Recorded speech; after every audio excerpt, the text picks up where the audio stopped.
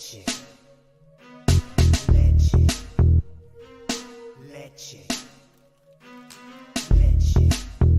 'em, Jimmy, where low shack at? The bottle's getting empty up the crack and we stacking chips, all of it's what I want. Plus money winners, that's what I'm on. You can say I'm gone. I prefer elevated pub sports radio. Time to get educated, get produced, leave the juice, letting loose with so much abuse that the bookies wanna call a truce. They getting slaughtered. Can't forget Jeff and low baggers in the chat. That's a lethal weapon 'cause we be pubbing.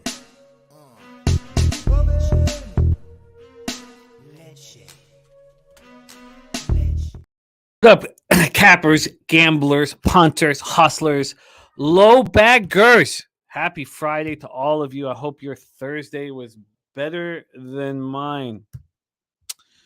It's funny, we capped that CFL game on Monday Night Live with Nicholas Earl.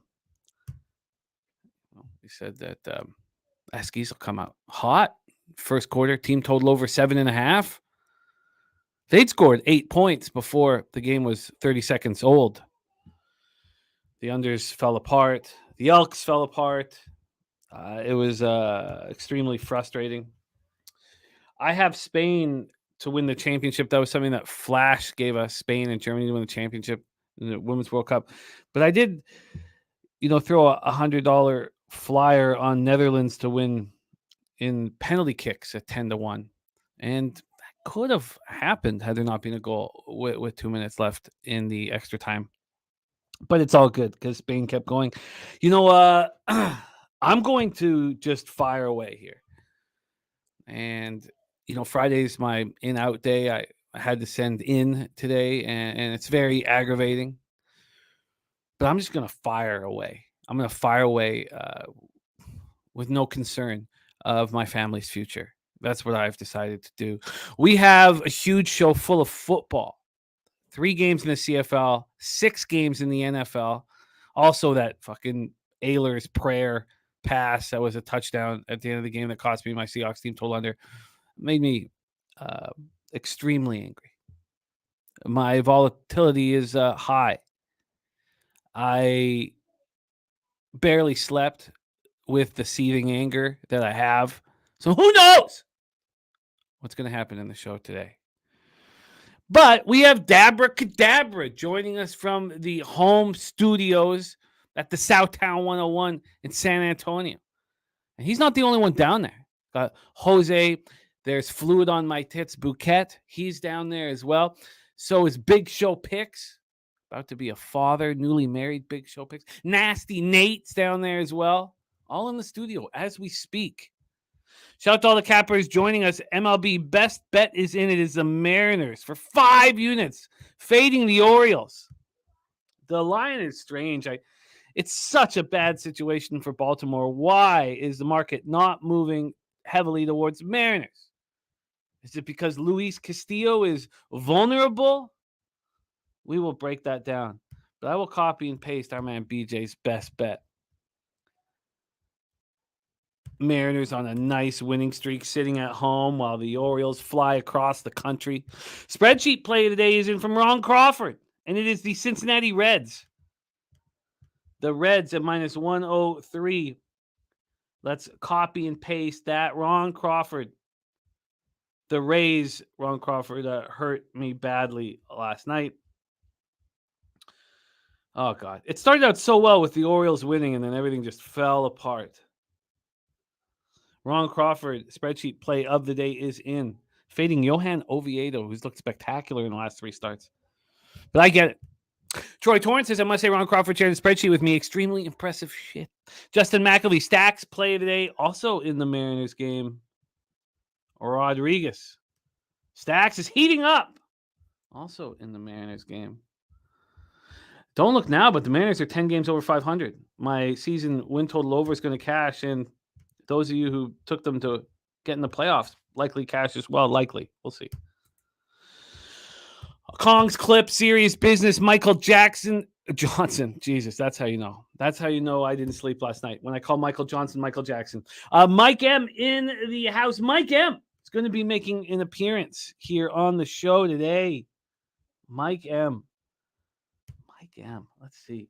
We have, I don't know which play this is. Is this the Pimp Slap play of the day? It's got to be the Pimp Slap play of the day. Yeah, you know what? I'm certain this is the Pimp Slap play of the day. We have a Pimp Slap play of the day in business here. Pimp Slap play of the day. And maybe there's more. I'll keep an eye out for Mike, but we have the Pimp Slap play of the day. And the Pimp Slap play of the day is, which game is it? It is game number 6. Game number 6. Mike comes in with some pimp slappage. Remo says 6 NFL games, 7 hours till the first pitch in MLB. Chad is going to be restless this morning. And Mike M, of course, moving on tennis place. Did you see we had to coax Mike M into betting preseason football? Cashes the first half under last night in game 1, the second half over. Now, that's all he wants to do is cap preseason football.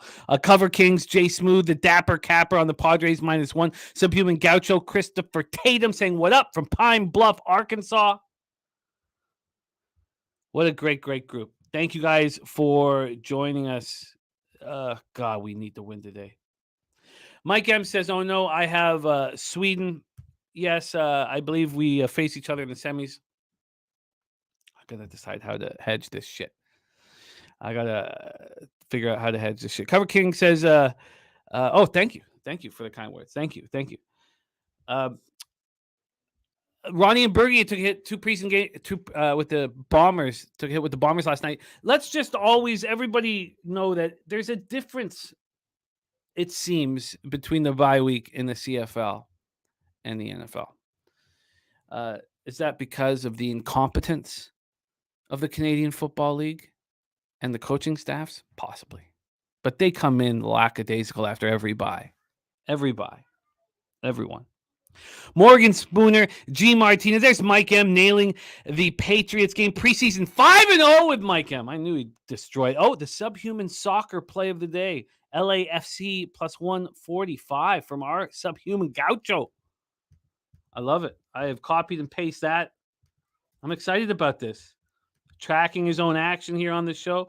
The soccer play of the day is 5-3 +2.77 units. Leonard Porsche Jr., Nasty Nate. Ronnie and Bergia took a live bet over 29.5. New Houston, of course, Belichick goes for 2 for no freaking reason, says Ronnie and Bergia. Yeah, 29 final. No, but there's going to be a lot of going for 2 here. There is a reason. It's preseason. You got to practice these things. So it's betting preseason is not for the faint of heart, but we got to attack it. We got to attack it. Attack it. Dabber Cadaver ready to get to work. I like it. Strategic investments also on the Reds. Leonard Porsche Jr. says, who are the Seattle Pilots? They only had 1 year in existence. They were terrible. They played in a horrific ballpark. The stories that come out of that 1 year of Major League Baseball in Seattle are very humorous. I guess they had no water pressure if there was over 8,000 fans there. They had extended the build. They were renovating the stadium, but the renovations weren't finished by the time game 1 started. It was a mess. It was a mess. And they were bad. The Seattle Pilots were bad. And I can hear my kids playing in front of the door. They just seem to not listen. You know, I expect more from a 2-year-old and a 5-year-old. All right. JT Eel in the house. Great to see you. Ron Crawford, KBO spreadsheet. SSG Landers. AOD. Justin McElby also on the Reds. Luke Murphy editing with my sweet, I don't know about the sweet voice, but thank you. Steve G cheering for Spain. Von Polo ready to get to work. Steve G, Brandon the Great, Joe Yurkovich, Ronnie and Bergia says they need a 10th team really bad. We're hoping to get one for the Halifax area. We're hoping to have a whole maritime team. All right, let's get to work. Stimio G says I won't be here for the WNBA segment, but I'm big on the Washington plus 8.5 and Chicago plus 12.5. We're not going to have time for WNBA today. So that was our WNBA segment. But we probably should make time because Billy Brisbane is a stone cold monster. I hope you guys tailed his action yesterday. He had another 4-unit banger on one bet. He's crushing it. Shout out to Billy Brisbane, bringing his heat to West Virginia. That's what he's doing. He's bringing his heat to West Virginia. Remo says, we can't hear your kids. Be patient with them, Jimmy. Here, that's probably what I need to hear because I'm on edge. And they do sound pretty cute out there. But I'm on edge. All right, let's get to work. Let's get to work. Ron Crawford has renamed his KBO play today. Thinking about our friend Jose Fluid Tits Bouquet. All right, Mally Mouse says, let's get that paper. Seahawks did good last night. Yeah, they rode momentum. Home teams seem to do that at times here in preseason. But let's start with CFL, sport that's been very cruel to me. Very, very cruel to me. Saskatchewan Roughriders 4-4, 2-2 on the road at the Montreal Alouettes 4-3, 2-2 at home. We're at Percival Molson Memorial Stadium in Montreal, Quebec. Kadesh says Premier League is back. Everything is we're high season. It's just around the corner. Oh, a couple things here. A couple things right before we get hammering away at this game. We have our big poker tournament in 5 days. 5 days right there. And $25 buy-in. Bet Online is giving out $309 tickets to their Sunday Showdown poker tournament to the top 3. We are entering the winner into the Pub Sports Cappers contest for free. If you've already entered, we'll send you the $100. And also, there's a $50 target on Jeff Slaughter's head, a $50 bounty if you knock out Jeff Slaughter. That's all happening this Wednesday coming up. Jose Bouquet will be hosting our live show. And also, if you need an account, if you don't have a Bet Online account, you can open up a new account with our link, and you can use cash for it. It doesn't have to be all crypto. And they will match you up to $1,000, 100% match, full 100% match up to $1,000. So we have that going. That is crucial. Very, very important. Also, the Cappers contest. Join it. I'm in. Peter Loshak was their first inaugural winner. Let's see if Pistol Pete can back it up with another victory. And we're very excited. We're very excited about this. We want $20,000 in the pot. That's just 200 people. No problem. We can get there. We had 66 the first year. We want 200 this year. And the Survivor contest. Don't forget that. Survivor contest. Also, I have put together a GoFundMe for our friend and colleague Nate Dogg 420, who, under very tragic circumstances, is now the sole caregiver and provider for his 2-year-old daughter, Kalia. I put together a GoFundMe. If Jose could, thank you, Jose, popping that in the chat. That means a ton. I saw a bunch of our friends and cappers have donated, and I know that Nate's going to reach out to all of you, but just want to say a big thank you to you guys for supporting our own. It means a ton. Also, our friend Von Polo in Charm City, Baltimore, is having a baby. They're having a big baby shower, and I'm going to be tweeting out the registry, and I'm gonna purchase something for the Von Polo fam, and maybe you guys can too. So I'll tweet that out. I'll tweet that out today because their baby shower is tomorrow. Okay, let's get to work. Saskatchewan Roughriders at the Montreal Alouettes. Contact dancing at adult strip clubs in Montreal. Let's see the weather in Montreal first and foremost. Did I mention the contact dancing? Speaking of contact dancing, the unmuted mic came out last night with Angel Pie, curvy content creator Angel Pie. Do your research on her. Fascinating.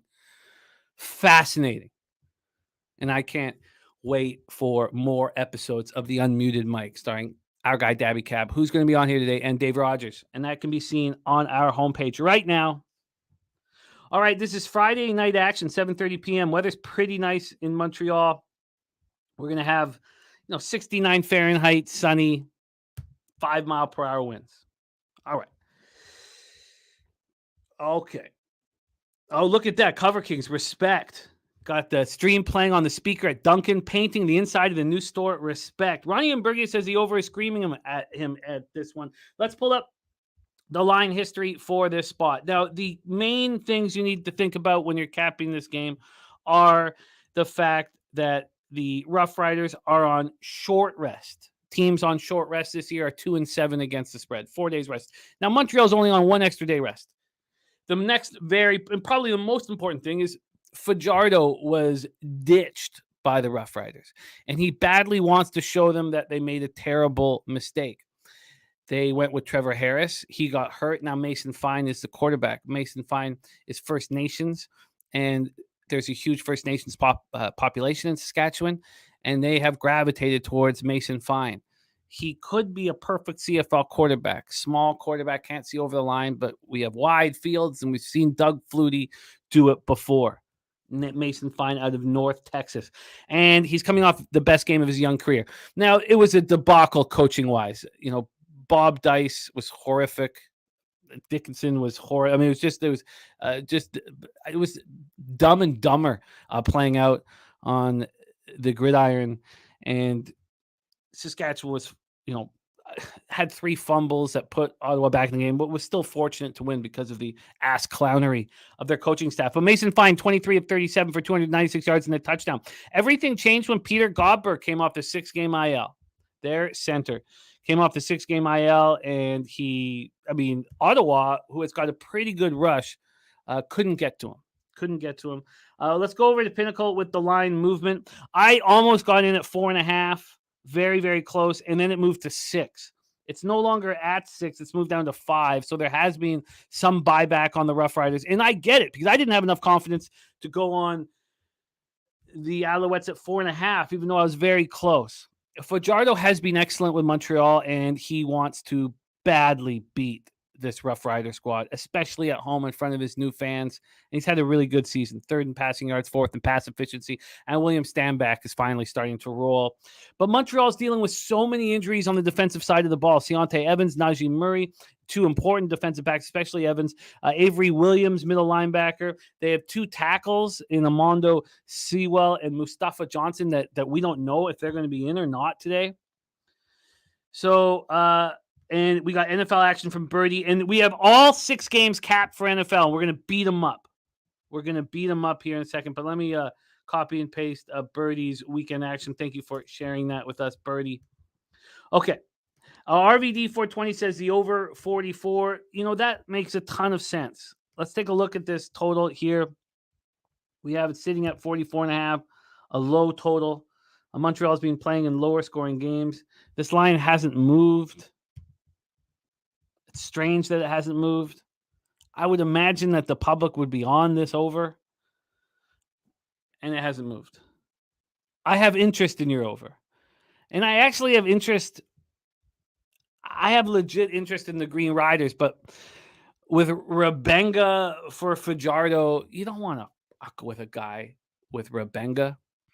I had 2 fights in high school, 2 fights that everybody came out and watched. We had hundreds of people in a circle. And the guy I was fighting, Reed Pelly, who I used to call Pede Relly. And when we were going to fight, this motherfucker hated me. Like, he fucking despised me. And I couldn't give a fuck about him. I couldn't have cared less about him. Sure, I'll fight him. And it was sort of my fault. He was bigger than me, and we had gotten to a fight. Well, not really a fight. He slapped me in the face, and he laughed. He slapped me in the face in front of a few people. He laughed. While he was laughing, his head was going down like that. While it went down, I smashed it into my knee, and I broke his nose in front of everybody. So he went to the hospital, and he developed an anger towards me. And I didn't care about him, yet he fucking despised me. So when we fought, he had a bit of extra energy than I had. And Fajardo hates the Saskatchewan Roughriders. Hates them. And that makes me not want to bet the Saskatchewan Roughriders.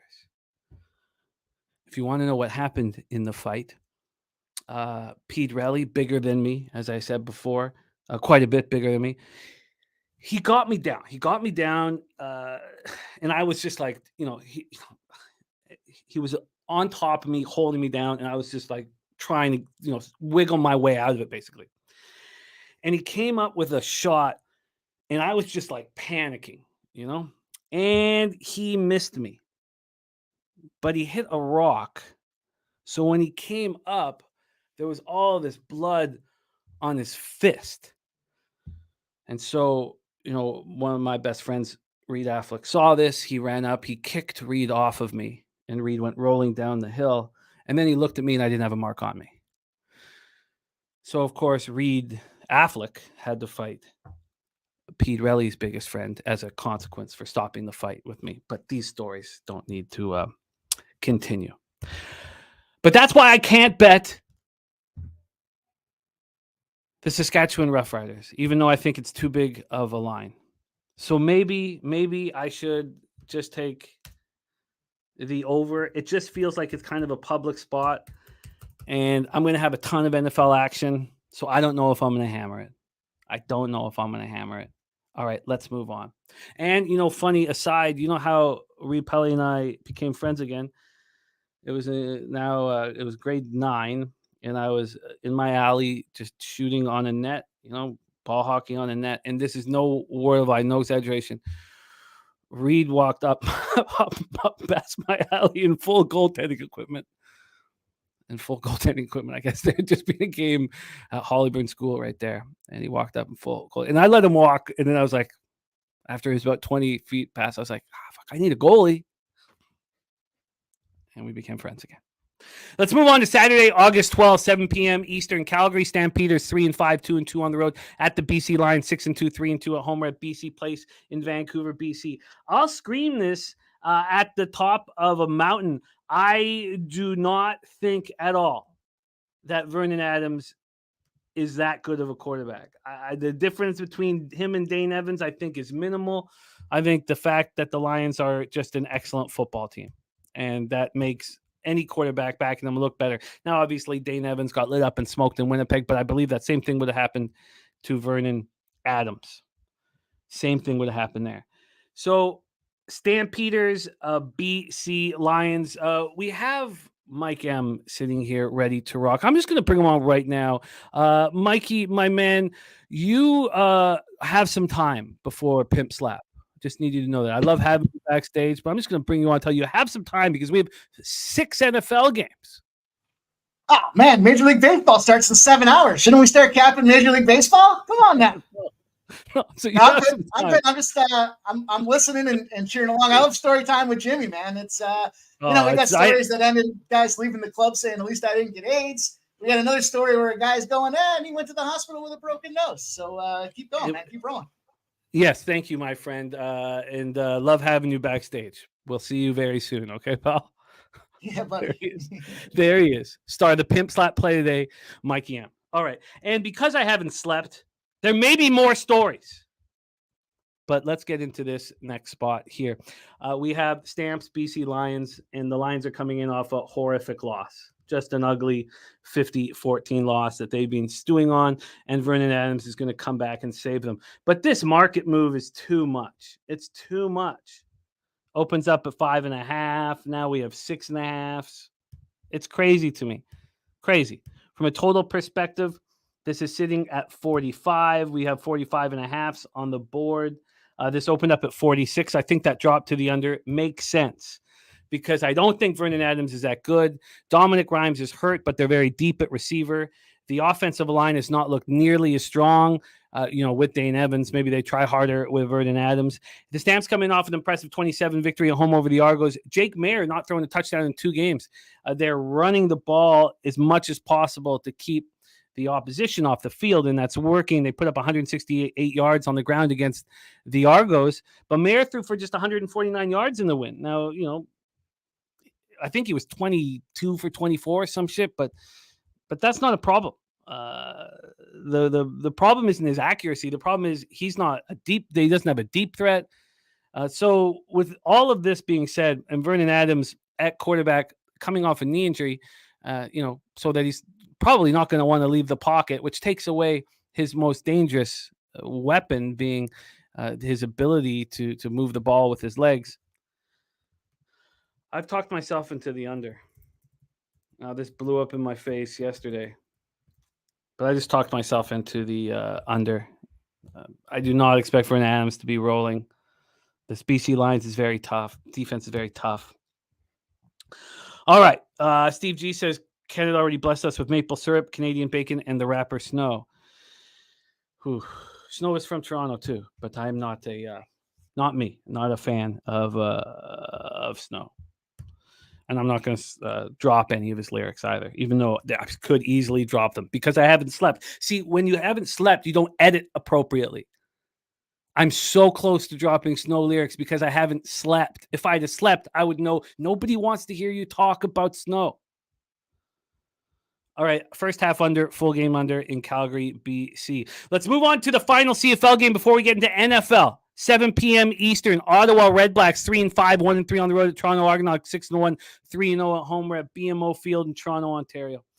So, look, I don't want to fade the BC Lions after they got destroyed, but I do. I really do want to do it. I want to. I want the Stamps full game, but it's so dangerous. It's so dangerous. God, I want to. You don't want to buy high, and the Stampeders are riding high off that 27 victory over the Argos. Of course, Chad Kelly got his ankle hurt in the second quarter, which, as soon as Dukes came in, I mean, he was horrific. He was awful. That's the issue with Toronto now is that if push comes to shove and Cameron Dukes is behind center, they're screwed. So, but I do want the Stamps at this point. It's too high. It's too high. I apologize, you guys. I apologize. We can blame Steve G for that. All right. So here we go. Look at there. Joe Yurkovich. I mean, this guy gets it. This guy gets it. Joe Yurkovich. No, not that part, Jose. This part. Look at this. That's what Joe Yurkovich thinks of the artist Snow. That's what Joe Yurkovich thinks. All right. We roll on. Ronnie and Berger said, very impressive of Drake to get out of the wheelchair on Degrassi and become a legendary rapper. Very impressive. And he's from this neighborhood.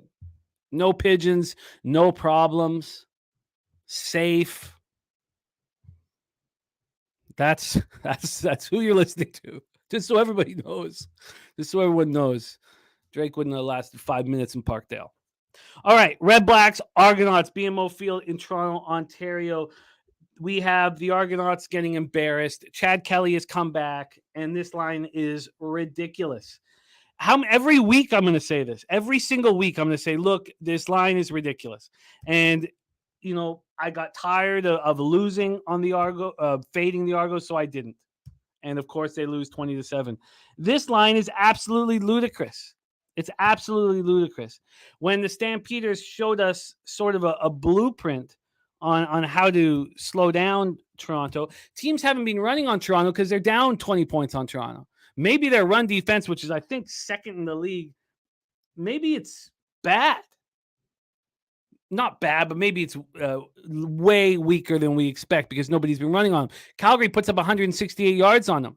So who's the best running team in the CFL? It is the Ottawa Redblacks. Now, yes, Bob Dice is their coach, and as likable as he is, he's a very likable guy. Everybody in the league likes him. He makes terrible decisions, and his brass are a bunch of ass clowns, and they should have won that game against Saskatchewan, but horrific mistakes. Dustin Crum, 16-28 for 178 yards. He ran 4 times for 21 yards. He has to do more. The Kent State product now knows that I think he's going to be very successful in the CFL. But he needs to step up. He needs to take games over. Devontae Williams ran 12 times for 33 yards. He has to do more. This team averages 122.8 rushing yards per game. Toronto coming in off their first loss. Chad Kelly, most outstanding player. He's healed, I guess. But they've got injuries. Jared Brinkman, important defensive lineman, is out. They may not have a Darius Pickett, important defensive back. Yes, they average 32 points per game. Arnillo says, Ottawa offensive line is terrible.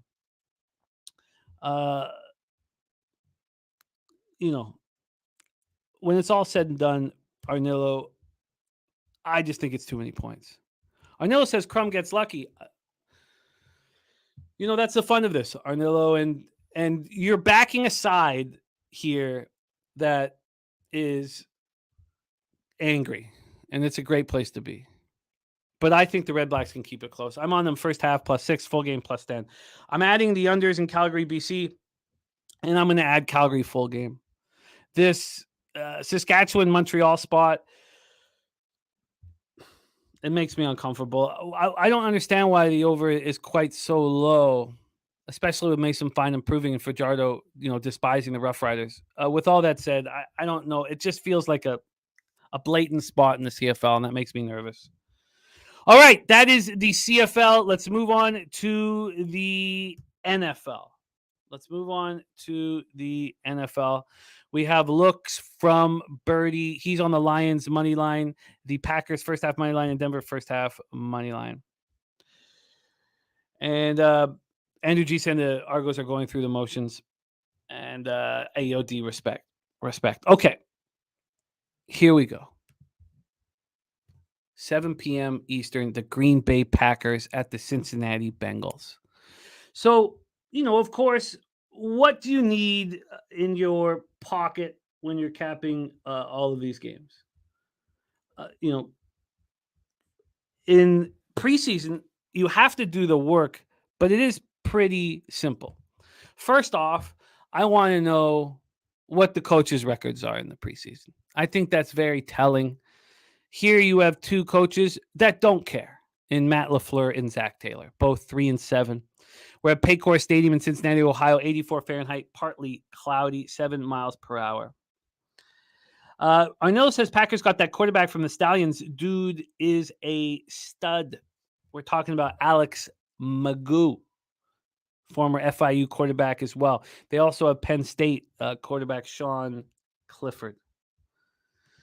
The 1-800 Degen play today. Yes, it does feel negative towards your glorious action, Mike M. Your glorious action. Max Bowers in the house. Birdie says Lions are getting steamed. If you like the Lions right now, says our friend Birdie. Okay, so let's talk about the situation. First off, I think it's probably being wiped out. But still, everybody remembers what happened in week 1 last year, 14-3 to the over. Everybody remembers that. JW, like in the first half, under 18.5 in Green Bay, Cincinnati. I'm on that bet with you, JW. And I'm on the full game under. So let's talk about the line history here. First, we'll use a Pinnacle line history. This is a double dip for me, and there's a couple spots that I might add, but I've only bet 2 of these 6 games, and I've doubled up on them. Remember, we went 12-2 in preseason last year. We lost with Seattle team total under last night with that ridiculous Ehlers prayer they threw up in the air. But so we're 1-1 down 0.3 units, but we're gonna hammer away here. So with this spot, we have Green Bay now 4 or 4.5 point favorites, but not at Penny. Penny just moved it a full point an hour and a half ago from 4.5 to 3.5. That's eye-opening. If you like the Bengals here, and we'll break it all down, that's a pretty eye-opening move by a sharp book. From a total standpoint here, we have this opening up extremely low and climbing. Now, Pinnacle didn't open it up extremely low. Pinnacle opened it up 5 days ago, but other books opened it up as low as 32.5. Pinnacle opened it up at 35, and that's where it stands. It's probably a pretty sharp line. There's our guy, R-Dub, in the house. Again, R-Dub also going to become a father here. Why can't I don't know what's happening with I can't show that clip. Maybe somebody else pop it, but great to see you, R-Dub. Brady said, I'll be rooting for you in the Pittsburgh game. No action there. The over has gotten hit this morning so far. Tampa is a legitimate quarterback battle, so it's keeping me away. They do. And I can't wait to talk about that game. Because you basically have 6 competent quarterbacks in that game. But we'll talk about that, too. And that's why the over is being hammered, as expected. There's Nate Dogg 420 in the house. JW says, what's up? Pumped for this preseason slate. So am I. I'm excited about 6 games tonight. My focus will be on this, although we'll have MLB action, of course. So the total at 35, we are starting to get a slight move back to the Bengals. Let's talk about the spot. These 2 teams were battling all week in joint practices. I like that. I want that. I want to see clips of fights. I want to know that there's some passion in a week 1 preseason game. we all know that all of Cincinnati is worried about Joe Burrow's strained calf. We all know that. We don't even know if he'll be ready week 1. And if he isn't, Trevor Siemian and Jake Browning will be battling for a possible week 1 start. There are people, and I believe they're probably just hot takes to get clicks, talking about how they think this Bengals are hiding something and he'll be out 8 weeks or whatever. But here we go. We have Trevor Siemian and Jake Browning battling for a possible week 1 start. Siemian, 30 NFL starts under his belt, and Browning looked really good last year in the preseason for the Bengals. They're going to play the first 3 quarters, and then superstar Reed Sinnett will be on the field, University of San Diego. And my expectations is he will be bad. Zach Taylor has said starters will not be playing. Now, he said it in different ways, but don't expect the Bengals to put anybody of quality around Siemian or Browning while they're battling. Jordan Love expected to get a couple of series with the starters, and that's the reason why there was this huge move on the Packers. Now, Alex Magoo, or Mago, depending on how you say it, he is loved already by the Packers. They love the guy. So the idea he's probably going to be the backup. They are going to be going all out. Him and Sean Clifford are going to be going all out. And they're not going to be surrounded by much. Jordan Love is getting the starters. There's going to be all backups around them, but they're going to be trying, which means there will be first downs and the clock will be moving. I think that Siemian and Browning will have a very pedestrian attack. Zach Taylor's not going to care. He's not going to show very much. And I think LaFleur is going to be similar, except for that opening series with Jordan Love. I think he'll care a little bit about that. With all that being said, I think the under is ready to get paid. So I'm on it. I'm on the first half, and I got a point less than JW. I got under first half under 17.5 and full game under 35. That's our first game on the board. Let's move on to 7 p.m. Eastern. The aforementioned Detroit Lions, whom our man Birdie telling us is getting steamed. See, Remmo says Bungles or Ravens to win this division. A month ago, I was thinking Cincy, but lately leaning towards Baltimore. We're going to have futures broken down here on the show and all that. We're going to hammer it. Joe Yeager says, I would think the Packers would want to work on the passing game. The run game is fine. LaFleur is not going to want to show much. But I don't know. I think the most important thing is, do these coaches care?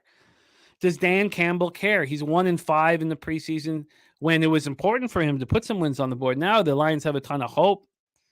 Then you have Brian Daboll, 2-1 in the preseason. He's changed absolutely everything that's going on for the New York Giants. Campbell versus Daboll in Ford Field. Let's take a look at the line history here. We have a total here also of 35. Some books are hanging 35.5. This opened up at 36.5. Let's take a look at the full game spread here for Giants, Detroit Lions.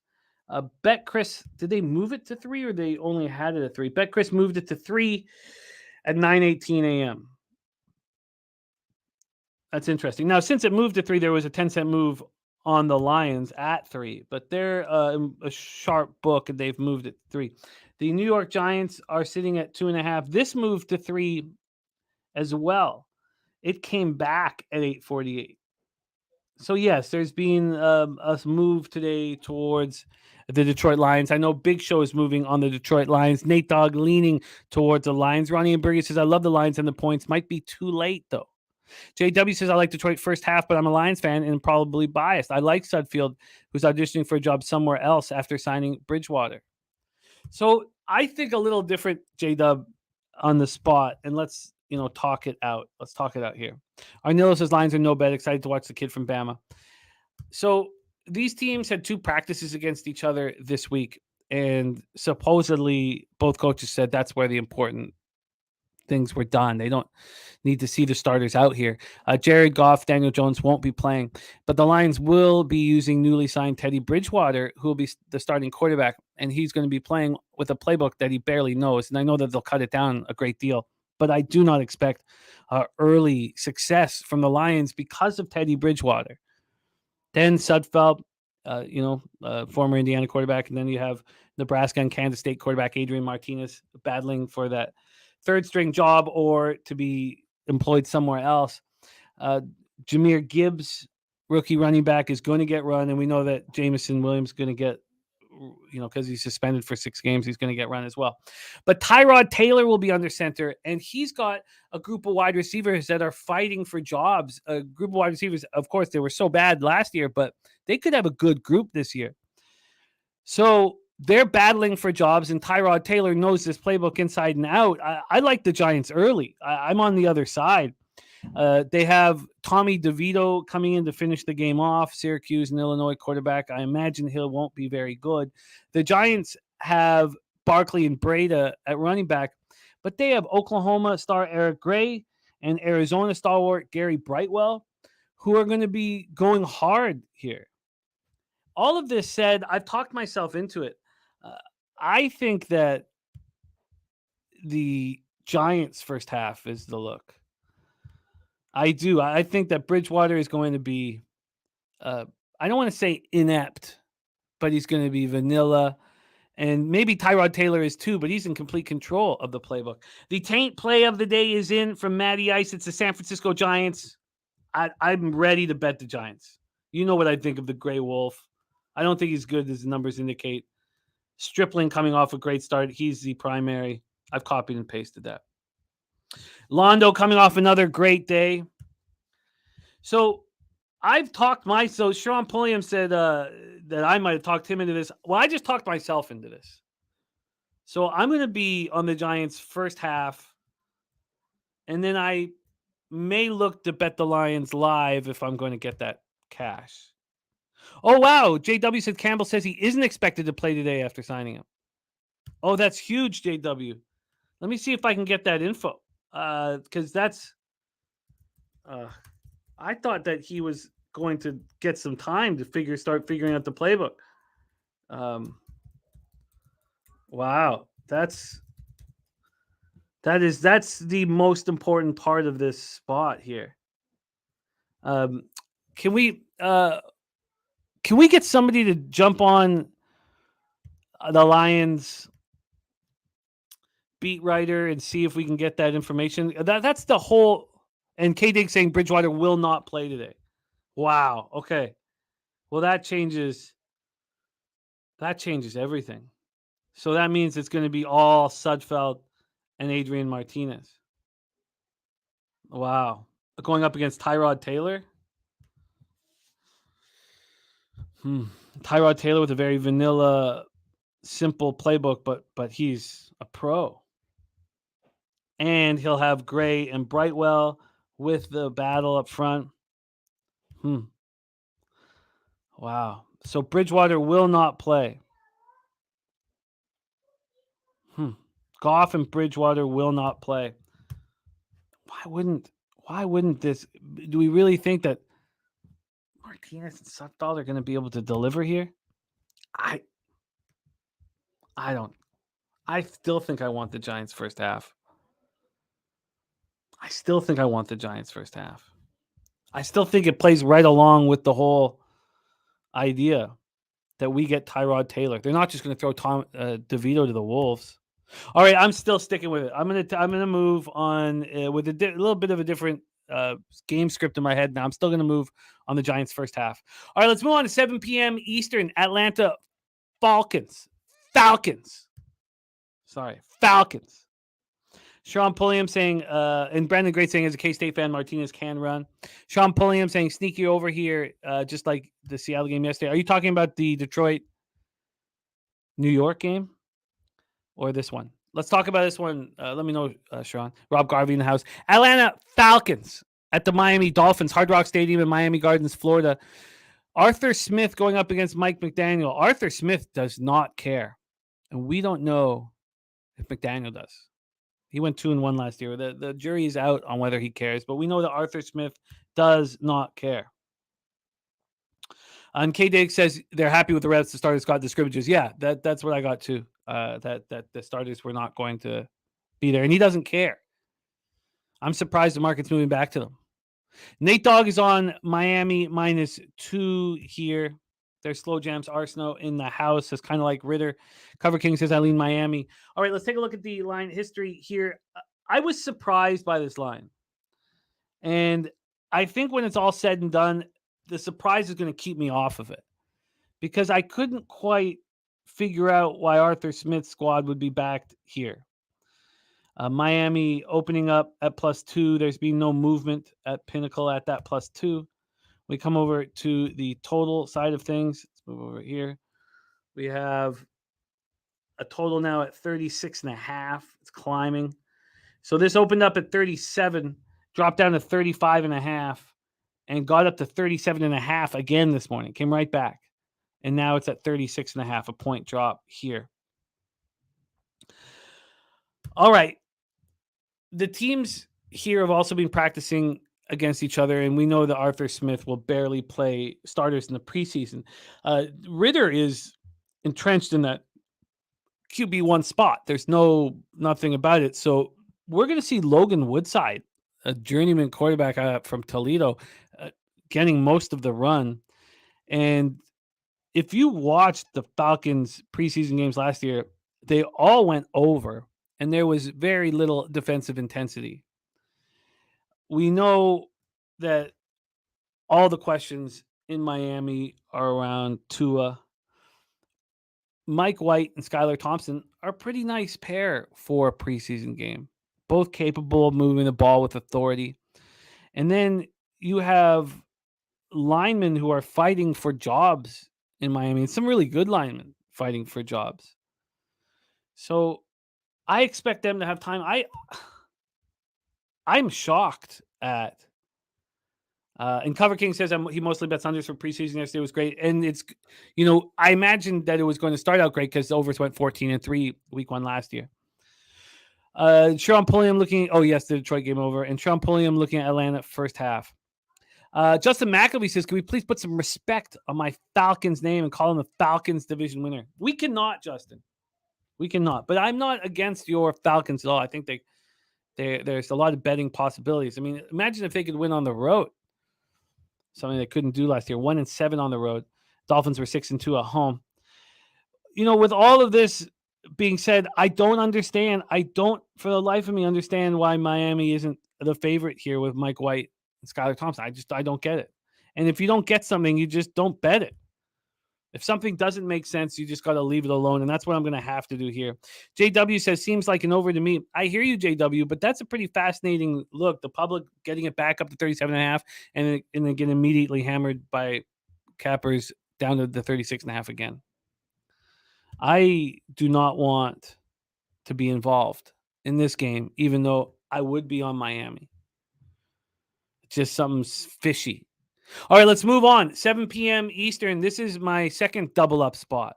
Pittsburgh Steelers 9-8, 5-4 on the road at the Tampa Bay Buccaneers 8-9, 5-4 at home. Raymond James Stadium, Tampa, Florida. The reason why Tampa is getting love here is because they have a quarterback battle between Mayfield and Trask, and we have a new offensive coordinator in David Canales. So that's why people expect Tampa Bay to play good football and to try here and to put up points.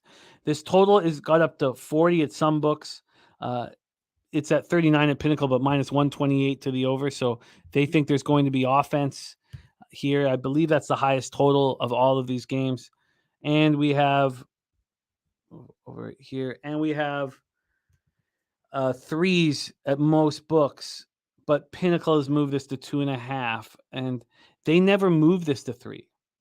So right now, the Steelers are minus 2.5 at minus 118. I got minus 2.5 at minus 110 at Bet365.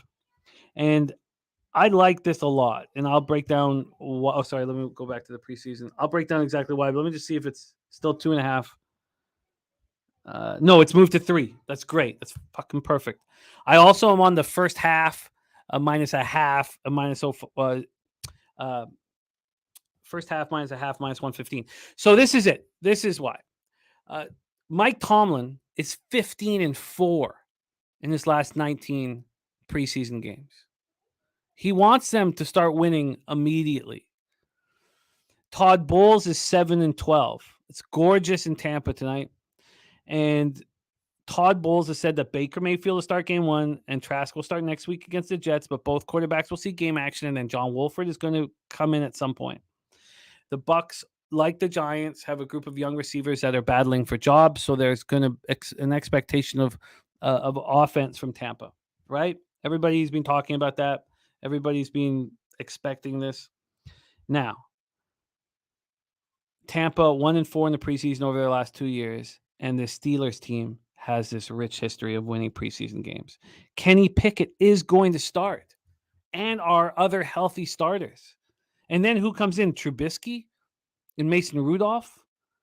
Now, we all expect Trubisky to be the backup here, but they're battling for that. And then the key, if you wanted to it's sometimes I wish it was just one sport that I capped and just focus everything on one sport, because the deep dive has to go into the offensive line. Teams that have depth at the offensive line, they win the fourth quarter of preseason games. When the defensive 7 has third stringers and fourth stringers, and you got a strong backups in at the offensive line, the quarterback has time to deliver, and they move the ball and they win the game. We saw that in Browns, Jets. So the Steelers are so deep at offensive line. They might be the deepest offensive line in the league. Their backups are strong. I'm on the Pittsburgh Steelers here. I'm on the Steelers first half, -0.5, and full game -2.5. The Steelers want to win. So now, look, there's a legit storyline about Mayfield and Trask and Canales coming in. That's all completely logical and legitimate. But the team in black and yellow wants to beat you. And the other teams that we're going to be watching don't care. A lot of teams don't care. The Steelers do care. So I'm on the Steelers first half full game. And I got the 2.5, but it's at 3 now. And I still think you can find 2.5s. Okay. Let's move on to the final 2 games, which I don't have moves on, but I'm interested in. 7:30 p.m. Eastern, Washington Commanders, 8-1, 4-3 on the road at the Cleveland Browns, 7-10, 4-4 at home. We're at Cleveland Browns Stadium in Cleveland, Ohio. We have isolated thunderstorms. There's one thunderstorm that's supposed to hit the area, and it's an important cap here. Ron Rivera, 21-21 in his career as a preseason coach, while Kevin Stefanski is 5-2. Let's take a look at the line history here for this one. We have the line moving towards Cleveland, and it's because Deshaun Watson is going to get the start, and he's going to play, and that move quickly. There's just been constant movement towards the Browns. They got up to -3.5 on Wednesday. There's been a 0.5 buyback, so they are at 3 now, and there's no 3.5. So they're at 3 right across the board. Wine Time Sports says, I expect points, and more points.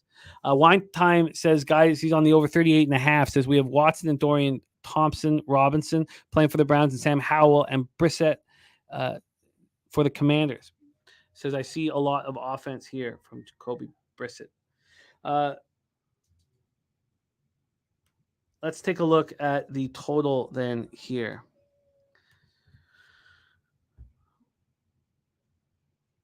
Jacoby Brissett. I had a colleague in Costa Rica pronounce him Jacoby Brissett, and we laughed so hard at our colleague, but then it stuck in my head so much that I screw up his name. Well, I don't say Jacoby because nobody in their right mind would call anybody Jacoby. Commanders, Browns here. This total is at 38.5. Bet Chris has moved it to 39. That's a strong move by them. And this moved on Wednesday to 38.5. And it's only taken juice since then. Deshaun Watson going to play. They opened up their season with a 21-16 win in the Hall of Fame game. And as Wine Time was talking about, Thompson Robinson will take over the 5th-round pick out of UCLA. He looked good in the first preseason game, 8 of 11 for 82 yards and a touchdown. He also ran 36 yards on 6 carries. Sam Howell will get the start for the Commanders. Jacoby Brissett will be backing up Howell. And the over is 4-0 in Cleveland's last 4 preseason games. Wow. That over does make a lot of sense, doesn't it? It does. Because Brissett's going to want to show Rivera that if anything's wrong with Sam Howell, he can come in. I like your look. I like it, Wine Time. You sold me. And I'm in.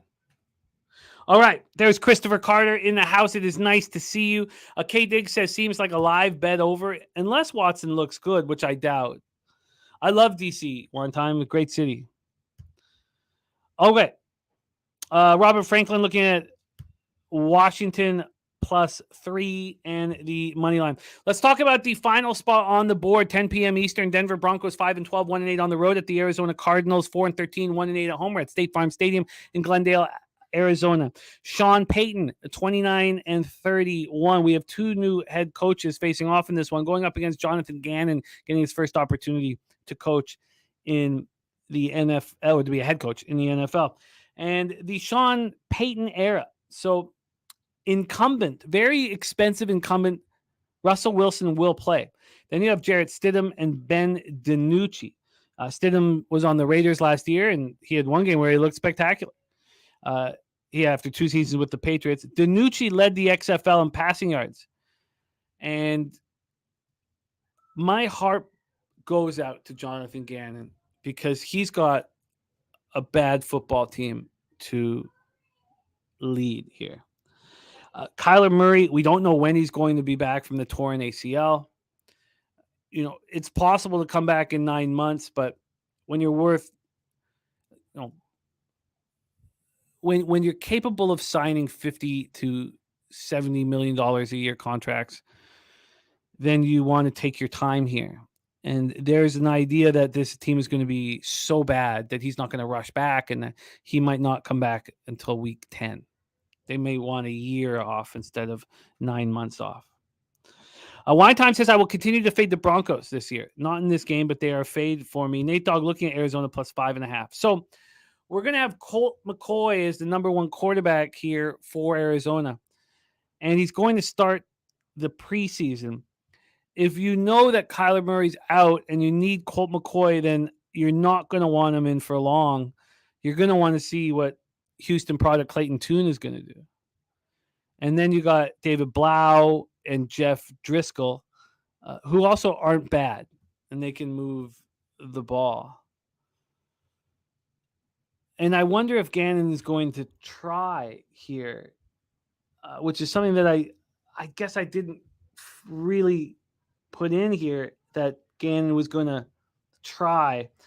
But we don't know what he's going to do. You know, first time head coaching here. Maybe he does want to set a precedent of effort. The under has moved 10 cents at Pinnacle. Other books have moved it down to 37. They've kept it at 37.5, but juiced. Let's take a look at the spread in this one. The spread is now at 6. Broncos are 6-point favorites. This just looks like a train wreck to me that I don't want to be involved in. And, you know, you got Wilson, Stidham, and DiNucci. I guess you can't even take a Broncos team total over now because they're too big of a favorite. Look, you want to have edges where you game script the game and it works out, and this isn't one for me. So I'm off of this spot. So let's look at official picks here. I'm on the first half under 17.5, full game under 35, and Packers Bengals. I'm going to be adding the Giants first half. I'm already on the Steelers first half and full game. That's my most confident spots on the board. And then I will roll with Wine Time on the over in Commanders Browns. And K Diggs says Arizona is a dumpster fire. All right. That is NFL. Wine Time says, funny story, I met Clayton and Max Duggan before the draft. They were training out here in Newport Beach. They're both super cool guys. Let's just talk to them for 10 minutes and bought them a beer. Nice.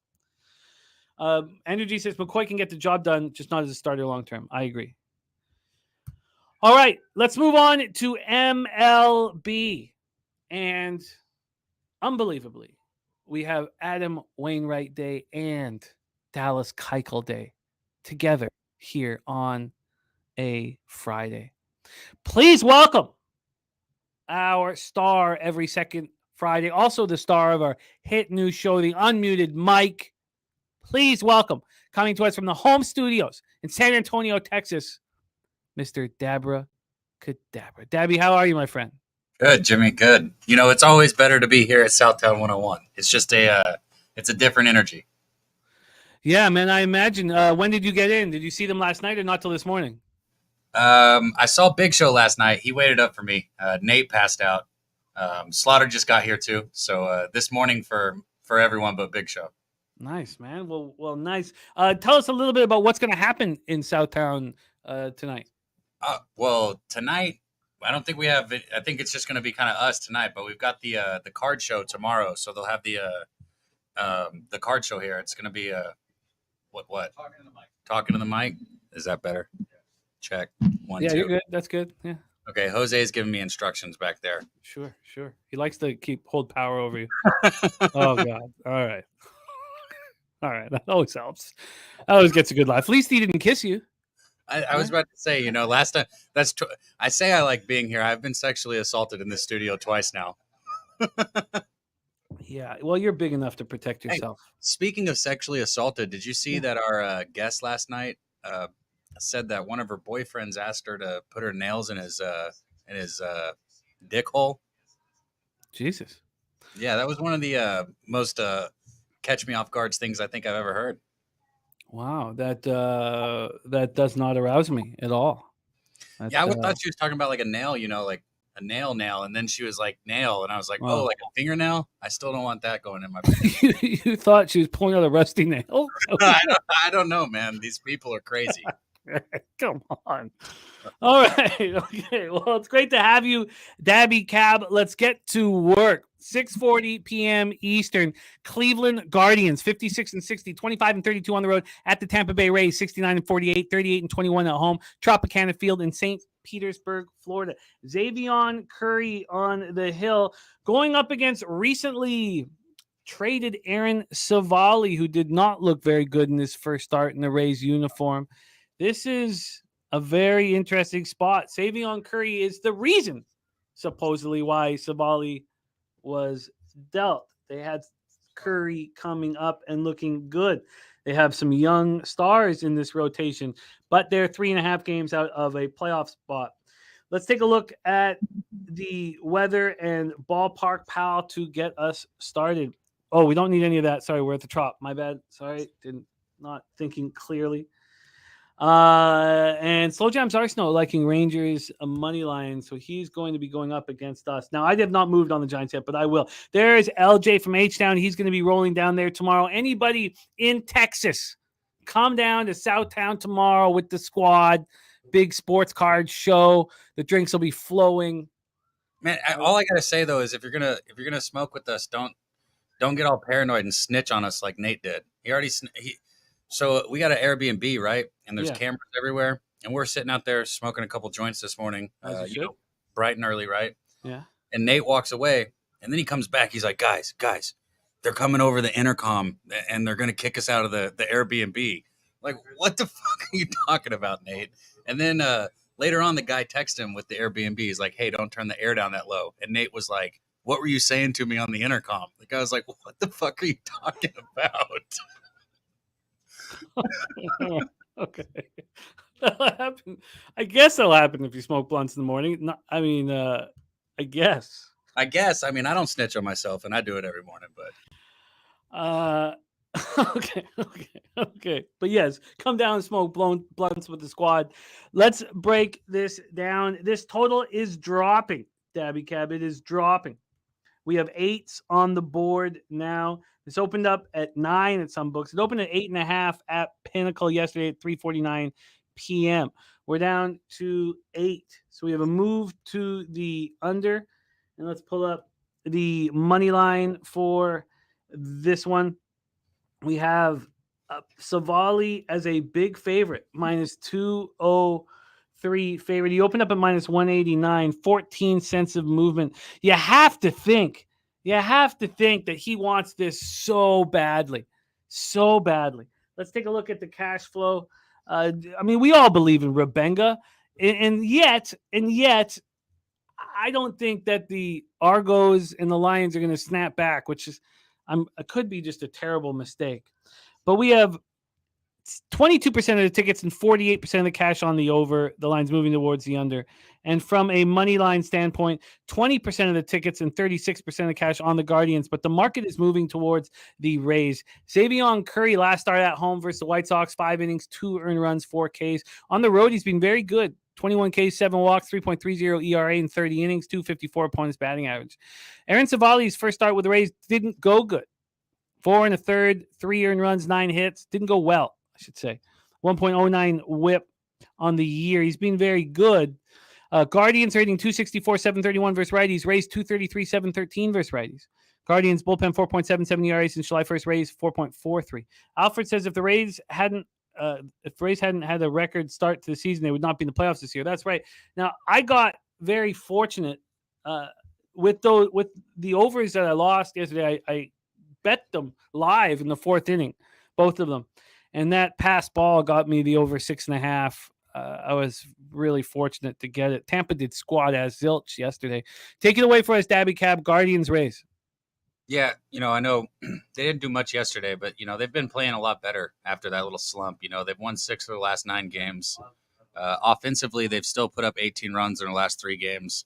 I think this is a spot they'll play well offensively, and I think you hit the nail on the head. I mean, if there's ever a game to get up for Savali, this would be the game. And, Curry's been primary bullpen guy this season, so I just think this is a tough spot for the Guardians, who is a team that notoriously, if I'm going to bet, I go under against because the Guardians can't hit. I was on the Blue Jays the other day in the first 5, and they got a first inning home run. That's the only run scored all game. It was just an absolute shit show at the plate by both squads. And this is, like I said, this is a Guardians team that I don't trust ever to put up runs. So they're not somebody I look to bet on. I would only look Rays here. Probably, I talk about the -1 in the first 5. I think Savali's going to have, a lot of motivation coming into this game. So I think a -1 first 5 could be a good look if you can find a good number on it.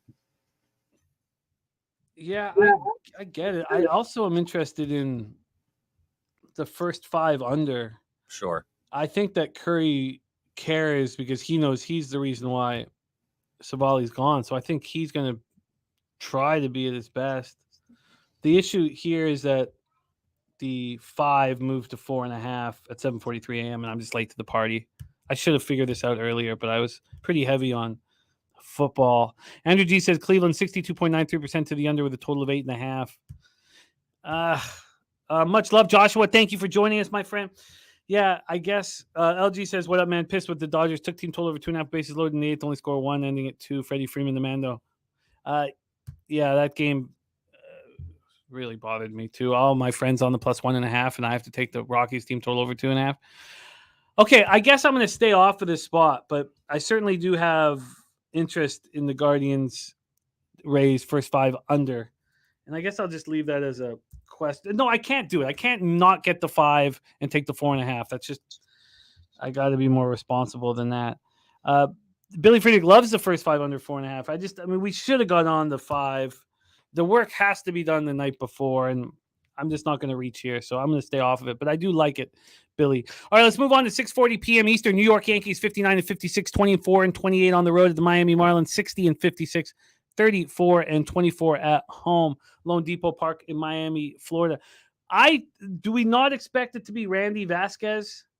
I thought it was going to be Randy Vasquez being called up. Is that who you think is going to be pitching? That's what my app has right now, yeah.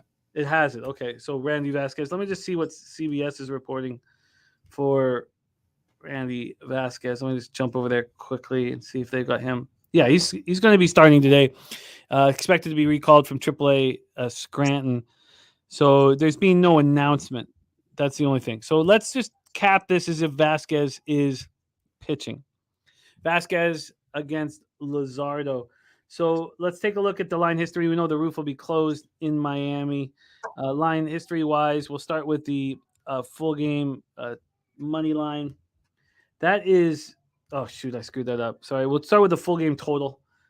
This is opening up at Pinnacle at 10-9 this morning Eastern time at 8. So there's been a 2-cent move to the over.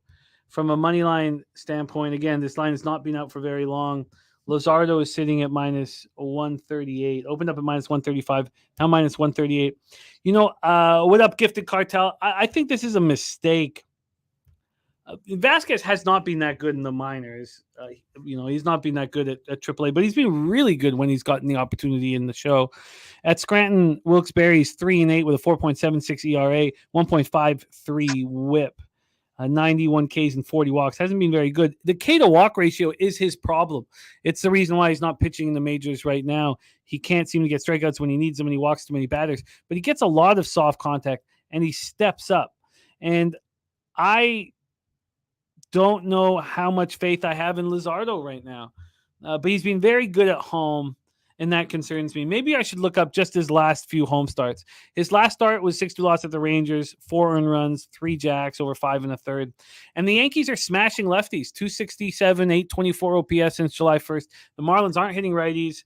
The Yankees have advantages all over the place, except you could say Luzardo's better than Vasquez, which is a fair statement, but let's take a look at the cash flow here. We have 75% of tickets, 94% cash on the under, and 42% of tickets, 37% cash on the Yankees. Ronnie and Berger says Yanks have been brutal. I won't fuck with them anymore. It's not like the Marlins have been good. Let's hear what Daby Cab has to say while I pull up Luzardo's last few home starts. Take it away, Daby. Yankees, Marlins. Yeah, this game here, with Luzardo.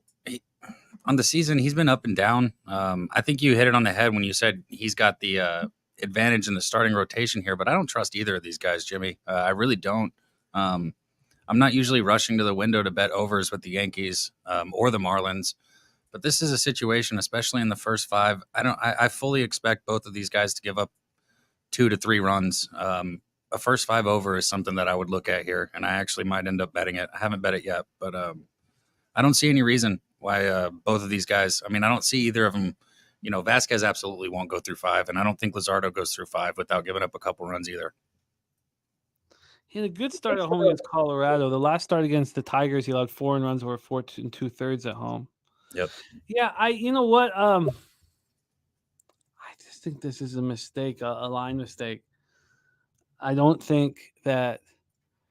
Mike M says Yankees hate Fridays, 3-14 straight up, 2-15 last 17 Friday games. LJ from H-Town says Yankees are 4-12 the first game of a road series, 7-1 to the under after they lost the last 8 games. The Yankees should not be this big of a dog here against the lefty. I know they've been losing.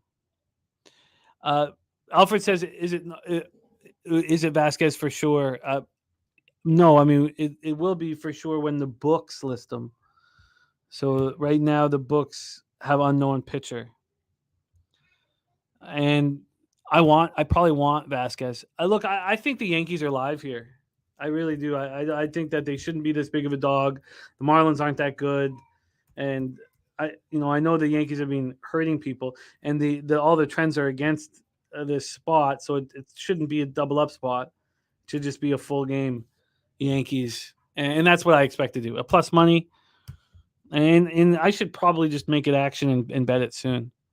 So I'm going to do that. I'm going to move on the Yankees. Do you want the first 5 over? Not yet, but if I get there, I'll let you know. Oh, I thought you were giving me knuckles. You're just flipping me off. Okay. That sounds like our boss. Yeah, that was Big Show. Okay. Sound like Slaughter just came in with a finger to give me. Slaughter's the one who tried to push my mouth down on the microphone. Okay. Okay. Let's move on. I like the Yankees here at this price. I do. Okay, let's go. I think Jimmy even saw that. He just shot me in the face with a bunch of $1 bills. Yeah, he'll do that. Hey, I guess I'll take my shirt off now. Well, let's keep it on. Let's keep keep the viewers as high as possible here. Minnesota Twins at Philadelphia Phillies. It's Dallas Keuchel Day, and I still haven't moved on the Phillies, I just wanted to know who was pitching. And Pinnacle was the only book that had it out. And my Pinnacle account's being hurt lately, and I would prefer to send this in. And now I can, but I still haven't. And it's moved to -1. Look at that, -150 in the first 5. So the Twins with Keuchel are +145 full game, and they're +130 first 5. They're telling us that Dallas Keuchel is going to pitch well here. That's ridiculous. Who cares that he had a good start at home versus Arizona? The Phillies smash lefties. 264, 803 OPS. So let's break this down here and look at LJ on the under 9.5. That's a fascinating. Let me copy and paste that. Billy Friedrich also looking at Phillies first 5. How do you not fade Keuchel here? Against the Phillies team that's rolling right now, I don't know how you stay off of this spot. Let's take a look at the weather here first at Citizens Bank Park. 84 Fahrenheit, 7.4 miles per hour left to right and out between 7.4 and 6.1. Ballpark Pal has this +21% home runs, +7% runs. How's that going to help Dallas Keuchel? Then we'll go into the line history. We'll start with the money line. Pinnacle has this at -157. I told you Bet365 had this -165. There's been no movement on the Phillies, which is surprising when you think about how Keuchel could have been picked up by any team in any league, basically. This total sitting at 9.5. It's juiced to the over, but it hasn't moved either. It has not moved either. Nasty Nate, Bet Online is in Panama. The only person standing outside of the studio for some reason instead of being in here with the rest of us. It is Panama where Bet Online is. Sweet Panama. Okay, let's pull up the cash flow then. Dabra Cadabra. We have 21% of tickets, 39% of cash on the Twins. From a total side of thing, we don't have it. We just know 60% of tickets are on the over. I like Christopher Sanchez, but he's coming off an awful start at home versus the Royals. But the Royals are smashing lefties, something the Twins are not doing. And he's been decent enough at home. Twins bullpen also 5.05 ERA since July 1st. Phillies 3.02. Take it away, Daby Cab, Twinkies, Phillies. So I know we all saw Dallas Keuchel pitch well, but I just want to be clear. In that game, and it's one game, right? We all know that's not a sample size, but in that game, he still had a 2 whip. Like it was flat 2. He was giving up hits left and right. He just, managed to pitch out of things, which sometimes pitchers can do, but I'm not sold on Keuchel, not in the slightest bit. Like I just said, he gave up 10 base runners through 5 innings. That's a absolute traffic on the bases the whole time. You talked about Phillies being able to hit lefties, and you look at Christopher Sanchez, excuse me, he's got a .95 whip. He doesn't have a huge sample size either. This is 11th start, but a .95 whip is something to, be proud of. That's keeping people off base. I would only look Phillies here. If I was looking total, I would still look over, even though it's 9.5, because I don't get behind Keuchel. Yeah, I get it. I just don't understand why everybody's not fading Keuchel. Are you moving on the first 5? Probably not. Sanchez is not somebody that I'm rushing to bet. Like I said, I expect positive regression with where his whip is and some of his other statistics. But I just think there's runs here. I just think there's going to be a lot of runs in this game. All right, let's move on here. I would like to back Philly first 5.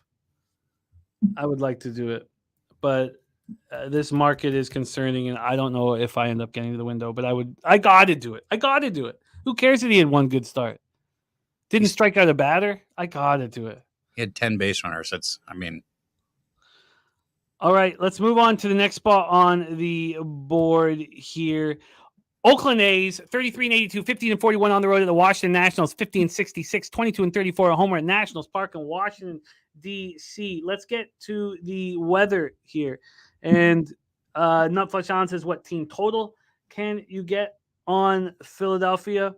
Right now, the Phillies team total, 2.5 first half at -131 against Keuchel. It's crazy. and 5.5 at plus 110. What was the first 2.5? 2.5. I like that. I think they get 3 runs on Keuchel, man. Are you kidding me? The Phillies are going to put up. I like that bet. What was the juice on it? Minus 131. Oh, fuck. Okay. Let me know if you want to pull the trigger. Gifted Cartel says Twins might have run support for them today. Mike M says Minnesota 6-2 last 8 Friday spots. Let's get back to this Nat spot. A's Nats. I fired at this. I know that Yohan Adon does not have much of a sample size in the show.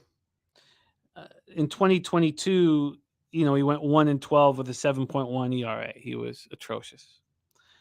But this year, in just 11 innings, he's been pretty good. And down in Rochester, he still has got K to walk issues. But look at that last start in a very tough spot at Cincinnati in offensive weather. And he pitched really well. And I believe in him here. And I believe in Blackburn. And I don't think a ton of runs are going to be scored. And I'm betting it. So let's go over the weather here first in Washington. We have, move over here. We have 87 Fahrenheit, 6.6 miles per hour out. Stays between 6.6 and 4.7. We have plus 1% homers and plus 5% runs. Robert Franklin looking at A's first 5. Billy Friedrich saying Yohan, she just isn't too good, okay? Ronnie and Burgess says A's have won Blackburn's last 3 starts. Gifted Cartel says 4th big league game of the season. He last 6 innings, giving up 3 runs Saturday at Cincinnati. Yeah, he's been good. In 11 innings, he's 11 strikeouts and 2 walks. And Blackburn has been very good as well. And these teams don't hit righties. And so I moved on this. I moved on the first 3 under and the first 5 under. I got the first 5 under 5 and the first 3 under 2.5. Let's just see what it is right now. The first 5 is, the first, what the hell is it? First 5 under.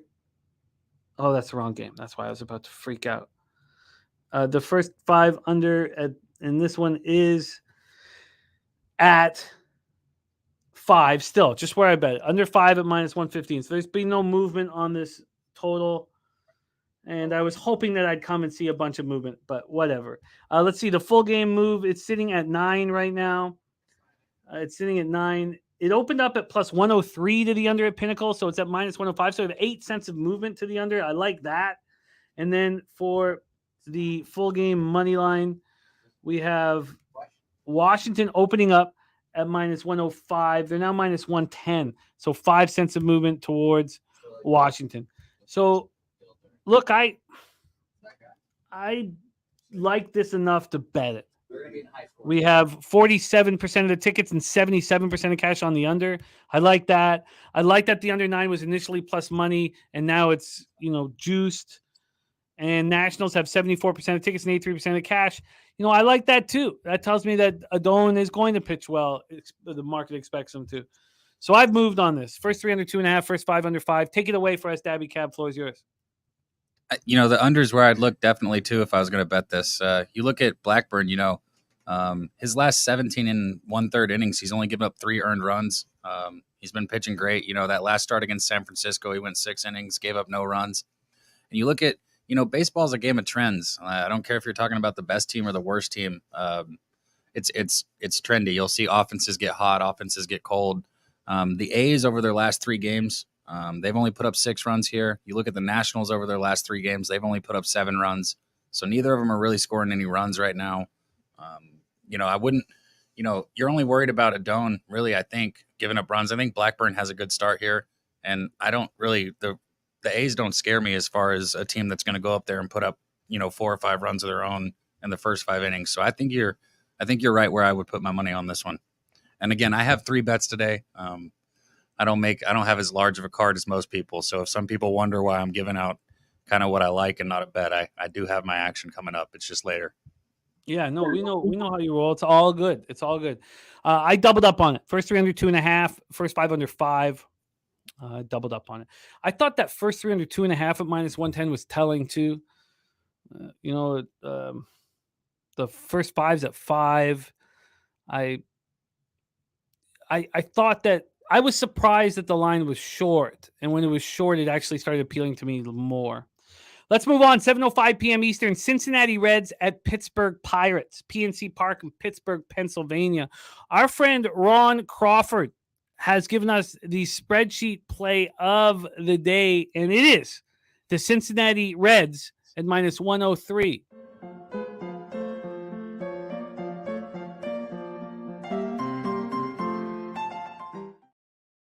Friedrich says Reds smash. Andrew Abbott coming off a terrible start, and Yohan Oviedo looking very, very good. Looking very, very good. Gifted Cartel, which are you talking about? Washington, Oakland? If you are, Oakland's is quite a bit better since July 1st. 1.2 runs over 9 better. Wine Time is on the Pirates money line. Christopher Tatum is on the Reds. Billy Friedrich's on the Reds, first 5 in full game. Ron Crawford is on the Reds. Well, we have a ringer that we are bringing in. We want to do more with him here on the show because he's just simply a spectacular capper and he makes money. And he's just been a monster with us on our Monday Night Lives. And we have some big announcements revolving around him that we are going to be dropping on everybody next week. Please welcome from the dirty, dirty Chester, Mr. Mike M. to the show. Yo, what up, boys? Happy Friday, TGIF. I'm in the house with Jimmy and Dad. Let's go. What up, Mike? Let's go, buddy. So I see that you have 3 spots that you really like in MLB today. And this is the first one that has come up, Mikey. Cincinnati Reds at Pittsburgh Pirates, PNC Park in Pittsburgh, Pennsylvania. Let's just touch on the weather and set a quick table before we hear your action. 81 Fahrenheit, 8.9 miles per hour out to left field. Dips down to 6.5 by the end of it. Ballpark Pal has PNC Park -4% homers, but plus 16% doubles and triples and plus 7% runs. Let's get into the line history here for this one. We'll start with the money line. And this is a fascinating one because Abbott has been bad, but that is not bothering these cappers in the chat. There's been a huge move to the Pittsburgh Pirates from plus 113 to minus 109. My goodness, 22 cents of movement towards the Pittsburgh Pirates. Then this total opened up at 9 and 9.5. It only lasted there for 4 minutes before it went to 9. Interestingly enough, it jumped back to 9.5 around midnight and then dropped again. It's sitting at 9 right now. So we have a move to the under and a big move to the Pittsburgh Pirates. Let's take a look at the cash flow. 38% of the tickets and 76% of the cash on the Pittsburgh Pirates. And from a total scenario, it's a 50-50 spot. Yet it's moved to the under. Wow. Johnny K grabbed the Pirates last night. Mr. Pimp Slap, take it away. Reds, Pirates, the floor is yours. Yeah, so I concur with our fellow analyst here in Ron Crawford and his spreadsheet play of the day. I love the Reds in this spot. This number doesn't seem right to me, and that kind of made me pause a little bit. But where I am going to move with some confidence here is I've got 2 spots that I do like, and something to kind of keep an eye out on. So the first and foremost is I'm going to go with the Connor Joe RBI today in this game. It's a plus 160. I'm making that my ribeye play of the day. So I've got Connor Joe for the ribeye at plus 160. The spot that I want to keep everybody's eyes kind of focused on, though, is in that Reds and trying to kind of dial in. I don't get very many situations where kind of the moon, the stars, and the planets line up for a live bet situation with confidence. But when I do, I like to move on them big, and I like to share them early so that everybody can get their hands kind of wrapped around them. And here's a situation with Andrew Abbott where there is some vulnerability, I guess you could say, the last couple of days or the last couple of games, going against a guy in Oviedo who has stepped up and really kind of helped the Pirates kind of raise it the last few games, as our boy Jose likes to say. But the spot that I'm looking at here for a live betting opportunity is if there's a no-run first inning situation. A no-run first inning and Andrew Abbott starts has led to a 6-0 straight up spot in a 5-1 run line play. So what I've been doing in those situations is when I get those nerfy situations and the numbers present themselves, I like to go in there. I'll take them first 5 and the full game live, and I'll take them both on the first 5 and the run line, the money line and the run lines in those situations, because the run line is 5-1. So if there's no run first inning, I go live bet first 5 -0.5, first 5 money line, first full game -1.5. And the money line. And I think this is going to be a unique situation because the Reds are slight dogs here. So, with the numbers kind of boasting themselves to celebrate that success, that's something to keep our eyes dialed into, specifically live. And I know we'll be doing some live betting tonight. We'll be on a stream tonight as well. So we'll have lots of opportunity to talk about it. But Connor Joe's my ribeye, and there's a couple of opportunities for live plays. Connor Joe, the ribeye play of the day from our man, Mike M. Let's hear what Dabra Cadabra thinks of this spot. Do you think that Andrew Abbott continues to be vulnerable? And do you think Johan Oviedo continues to pitch spectacularly? Last start for Oviedo, 7 innings, no earned run, 6Ks, 3 walks, and 4-1 win at the Brewers. He's been good at home, especially of late. And the Reds are not hitting like they used to. 233, 731 OPS. But the Pirates are not hitting lefties at all. 226.09. And shout out to our guy AOD with 420 Dono. I love it. Thank you, AOD. You're a good man. AOD in the house. Take it away, Daby Cab, Reds, Pirates. So, Oviedo has been, off the charts. You look, he's gone 6 or more innings in 4 of his last 5 starts and only given up, 1 or less in all 4 of those starts that I'm talking about. But this is a spot where I think the books are kind of like trying to hang their dick out there and tell you, bet the Reds, and some people are biting on it. And I got to be honest, I would bite on it too. I just think they're wrong. I think, Abbott hasn't been pitching as well as Oviedo of late. That's a fact. The Pirates they took 2 of 4 from the, Braves, but they put up runs in all those games. And I think everybody saw that, they saw him get the second win against the Braves. I don't know, man. I still think Cincinnati would be my bet here if I was going to make a bet. I think Abbott's just a better pitcher overall than Oviedo, even with the recent trends. And I think Cincinnati's a better team than Pittsburgh. So I think that you got the better starter and you got the better team at a reasonable price. I would be on Cincinnati. I'm going to stay off of this spot. I'm going to stay off of it. Spreadsheet play today on Cincinnati. I kind of think that Oviedo pitches well again. We got Noli Nose in the house. He's here on the under. Noli Nose here. Mackie, yes, they're very bad against the under. We have questions from Jeff Slaughter that Daby can answer at his leisure. At his leisure. We have a question on what you're actually biting on, and that could be. I don't see any question from Slaughter in the chat. Am I blind? Okay. Oh, I guess you're looking at the StreamYard. It has come up here in our YouTube chat. Oh, yeah, I'm looking at StreamYard. I can't see it. StreamYard did cut it. StreamYard did find it. StreamYard found it offensive. Mally Mouse sounds like it could be another under. Sharon Pulliam on the first 5 under. One concern, and it's a really important point, was brought to us from Gifted Cartel. 4 starts and 7 games against the Reds. Oviedo's seen them a lot, even though he's been so good. And he just shut down the Brewers, another team he's seen a lot, divisional rival. I'm going to stay off because I would be moving on Pittsburgh, and I don't want to go up against this love for Cincinnati, and especially if it goes 0-0 after the first inning, and I'm sitting there thinking, oh, Mike just hammered the Reds. So Mike is sticking with us because I believe Pimp Slap has been called upon. 7:07 p.m. Eastern. Chicago Cubs 59-56, 27-28 on the road at the Toronto Blue Jays, 65-52, 30-24 at home. We're at the Rogers Center in Toronto, Ontario. The roof will be open. It's beautiful weather here. Let's take a look at the exact weather. We have 72 Fahrenheit, 8.4 miles per hour out, 8.4 to 7.5. Obviously, I wish it was a lot hotter, but it is nice weather. When we go to the expectation, a plus 6% homers, plus 7% doubles and triples, but minus 2% runs overall.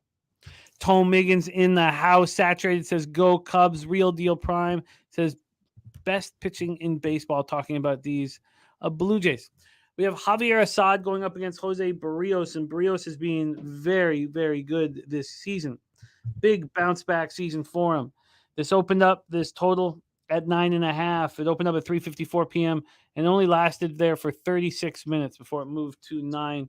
And even since then, when it first moved to 9, it was plus 105 to the under. We're now at minus 104 to the under. So we have a legit move to the under. And from a money line standpoint, we have Barrios opening up at minus 158, now minus 145. So we have a double-digit move towards the Cubs. So a move towards the Cubs and a move towards the under. Let's see what the cash flow says about the Jays spot. 80% of the tickets, 88% of cash on the under, and the market moving in that direction. 54% of tickets and 85% of cash on the Cubs, and the market moving in that direction. All right. I think somebody going to get slapped. Take it away, Mike. Is this the Pimp Slap play of the day? Yeah, boys. So love the spot tonight here. And it's been something I've been kind of cashing along with here as of late. You know, we caught a nice big Pimp Slap winner yesterday with those Cleveland Guardians and some plus money against these Toronto Blue Jays. And I'm going to go back to this Blue Jays situation, although I'm going to go back to something that I've been cashing that hasn't been in the Pimp Slap category. That's going to be the under in this Cubs Blue Jays game at an under 9 is the number that I got there. And, you know, I see this, you guys know I'm big on the money line and the market movement. This is one of those situations where I see the line kind of moving in the opposite direction, and I'm excited about it because I think as we get closer to game time, it's a minus 105 right now. I don't think it's going to go up to 9.5, but I think that we can probably get that thing down to even money. But I'll settle for the minus 105 at this point. You know, interesting stats, right? Interesting stat that I came across here. First and foremost, yeah, the Cubs are banging it and it's going over against the AL East. But with this Assad guy and on the bump, he's going to probably lead him into a bullpen day, right? His average when he's in the starting position is 3. You know, what I've been kind of putting my flag in the ground on this year is saying that the starting pitcher is more and more irrelevant than ever, specifically because these bullpens are paying so strong this year. And Jimmy, you said this back in, I think, May. You made a comment about, and I think it was CMAC that was on the screen as well. And you made a comment about how the bullpens are playing so damn strong, and they are. They're just playing. They're carrying. They're either saving teams and carrying them to the victory, or they're finding a way to come back on top and just shut down with a stellar K ratio. We're seeing more Ks by some of these bullpen guys than we are from the actual starters. So I like the fact that it's an Assad into a bullpen situation. You know, travel spot, right? We got the Cubs traveling into Toronto. We've got Toronto coming back home from a Cleveland situation. And, oh, by the way, Toronto Blue Jays, when they play on Friday games, they're 1-14 to the under. So they're coming off of an under series where they had to play hard ball against the Guardians. I saw this and I tracked it with my other team, the Phillies, 2 months back. I want to say they were playing the Guardians, and they bled them out. They forced them to play hard. Yeah, the Phillies came out on top, but those following series, it was tough to get going again for whatever reason. The bats are just inconsistent. And I think this travel spot pitted with the Friday numbers, you know, kind of coupled with the fact that, oh, yeah, it's a 2-1 scenario to the unders at home for Toronto. So even though this ballpark has been kind of claimed to be an over type of ballpark with the adjustments that they made, only 18 out of 54 games this season have gone over. Now, with the roof being open, does that leave it a little bit vulnerable? Sure. But I think Jose Barrios is capable of coming back home. We know what he's doing at home and shutting it down. And I'm locked in on that under 9 at minus 105.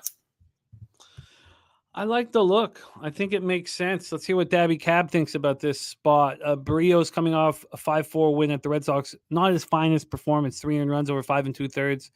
Assad has been quite good on the road. 2.57 ERA, 208 opponent's batting average. We know Barrios shoves at home, 2.72 ERA. You talked about both teams with the sticks. You know, since July, Cubs have been smashing. Jays don't have power anymore.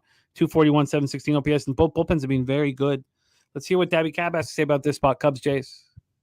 Yeah, I mean, you both kind of touched on it. Both teams have been struggling a little bit at the plate.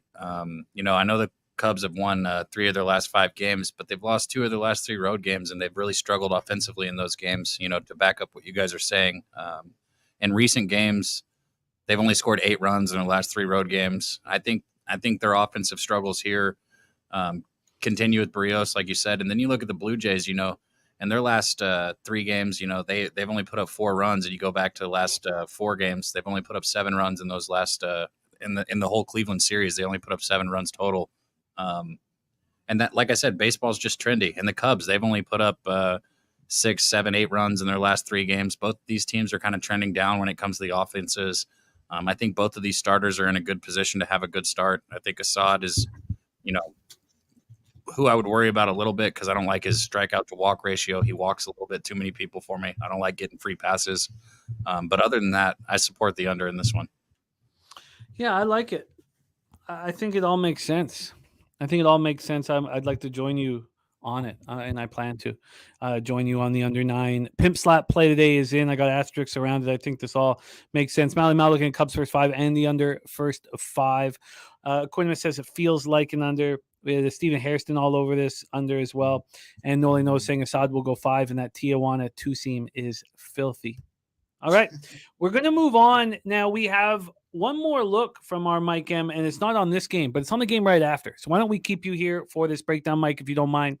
7:10 p.m. Eastern, Atlanta Braves 72-41, 35-21 on the road at the New York Mets 52-62, 28-24 at home, Citi Field in Queens, New York.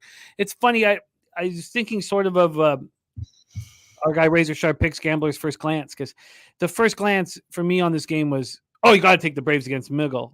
But Miggle has been really good at home. Now we know that Peterson has done similar and still will shit the bed.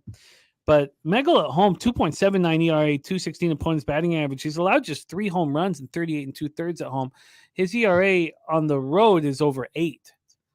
But here at home, he's been very good. And that kind of stopped me in my tracks and said, well, I guess I got to talk it over. Johnny K is on these Mets. Let's start with the weather here in New York. We have 82 Fahrenheit, 8.9 miles per hour left to right, dies down to 6. Get over to Ballpark Pal. Ballpark Pal has Citi Field minus 2% home runs, minus 13% doubles, triples, and minus 8% runs. That was kind of unexpected as well. So Braves, Mets, let's go into the line history here for this one. We have Pinnacle sitting right now with the Braves at minus 173. When I was looking at this, it had gone down to minus 166. Even this morning at 9, it was at 169. But we have minus 173. So we have a 1 cent of movement towards the Braves, which is a red flag. Why wouldn't the market be moving? And it's got to be Morton being vulnerable or McGill pitching well at home. Take your pick as to why the market will be doing what it's doing. This total opened up at under 9.5 minus 105, and that's where it stands right now. So we've had no movement there. Take a look at the cash flow here. Sorry, where the hell is it? There we go. Take a look at the cash flow for this one, and we have 68% of tickets and 99% of cash on the Braves. I'm sure I just said 99% of cash on the Braves, and it piqued Jose's interest on the New York Mets. How could there be 99% of the cash on one side and the market not moving towards that side? His head just sat up like a little boner. Yeah. 18% of tickets and 30% of cash on the under. So if we go through every total here on the board, we have a 97% would be the highest. We have 97% here on the under in Red Sox Tigers, but that only has 53% of tickets. And then we have 94% of on the under in the Marlins game. We go to the money line. The most amount of cash on one side is on the Braves, second the Tigers, third the Brewers, all over 90%, and the Rangers at 99%. That's going to be a spot that I expect to fade. Is that 99%? I wonder if I fade this 99%. Charlie Morton coming off an ugly start, 6-4 loss at the Cubs, 5 earned runs, over 4 1/3. He's been good enough on the road, and both bullpens have been good. Mets are hitting 233, 760 versus righties. Braves 273, 851 versus righties. But we already heard in the chat they've won, 12 of their last 24. King Al, my favorite NFL game today is the Pittsburgh Steelers. I expect Mike Tomlin to do what he does win preseason games, and try and get it under 3 if you can. So take it away Kip the Cartel says the bets are so familiar with Morton. So let's hear from Daby Cab. Charlie Morton versus Tyler Megal. Interesting pitching matchup. Do you have action on this one? I do not, but I will say Megal, his last, 6-5 record with the 5.45 ERA, like you touched on. He's allowed at least 5 runs in 5 of his last 7 starts, just giving it up nonstop. And those are against offenses that aren't the Braves. I just want to, kind of set that home. I personally would never back this spot at 99% of the money. Charlie Morton, he's going to give up some runs also. Only way I'd look in this game is an over, but I just don't really have that much interest in it, if I'm being honest. Atlanta's still putting up runs like they always do. It's just you got to worry about the Mets. They're 234, team average. They're averaging 4.5 runs per game. I'm off this game. Let's hear from Mike M. Did you have any interest in Braves Mets? Yeah, when I see that 99%, I'm kind of in that Jose school of thought there, where it's a fade city, and I don't know if I want to do that against this Atlanta Braves team, especially in a Mets situation. It feels to me when I look at the numbers and I see the cash flow that they're not concerned at all about that Braves situation, and the fact that they're not making it even more aggressive is obviously eye-opening. So. At a plus 154, I'm ultimately not going to get there. One of the spots that I do have in this game is a Pete Alonso RBI spot. It's plus 155.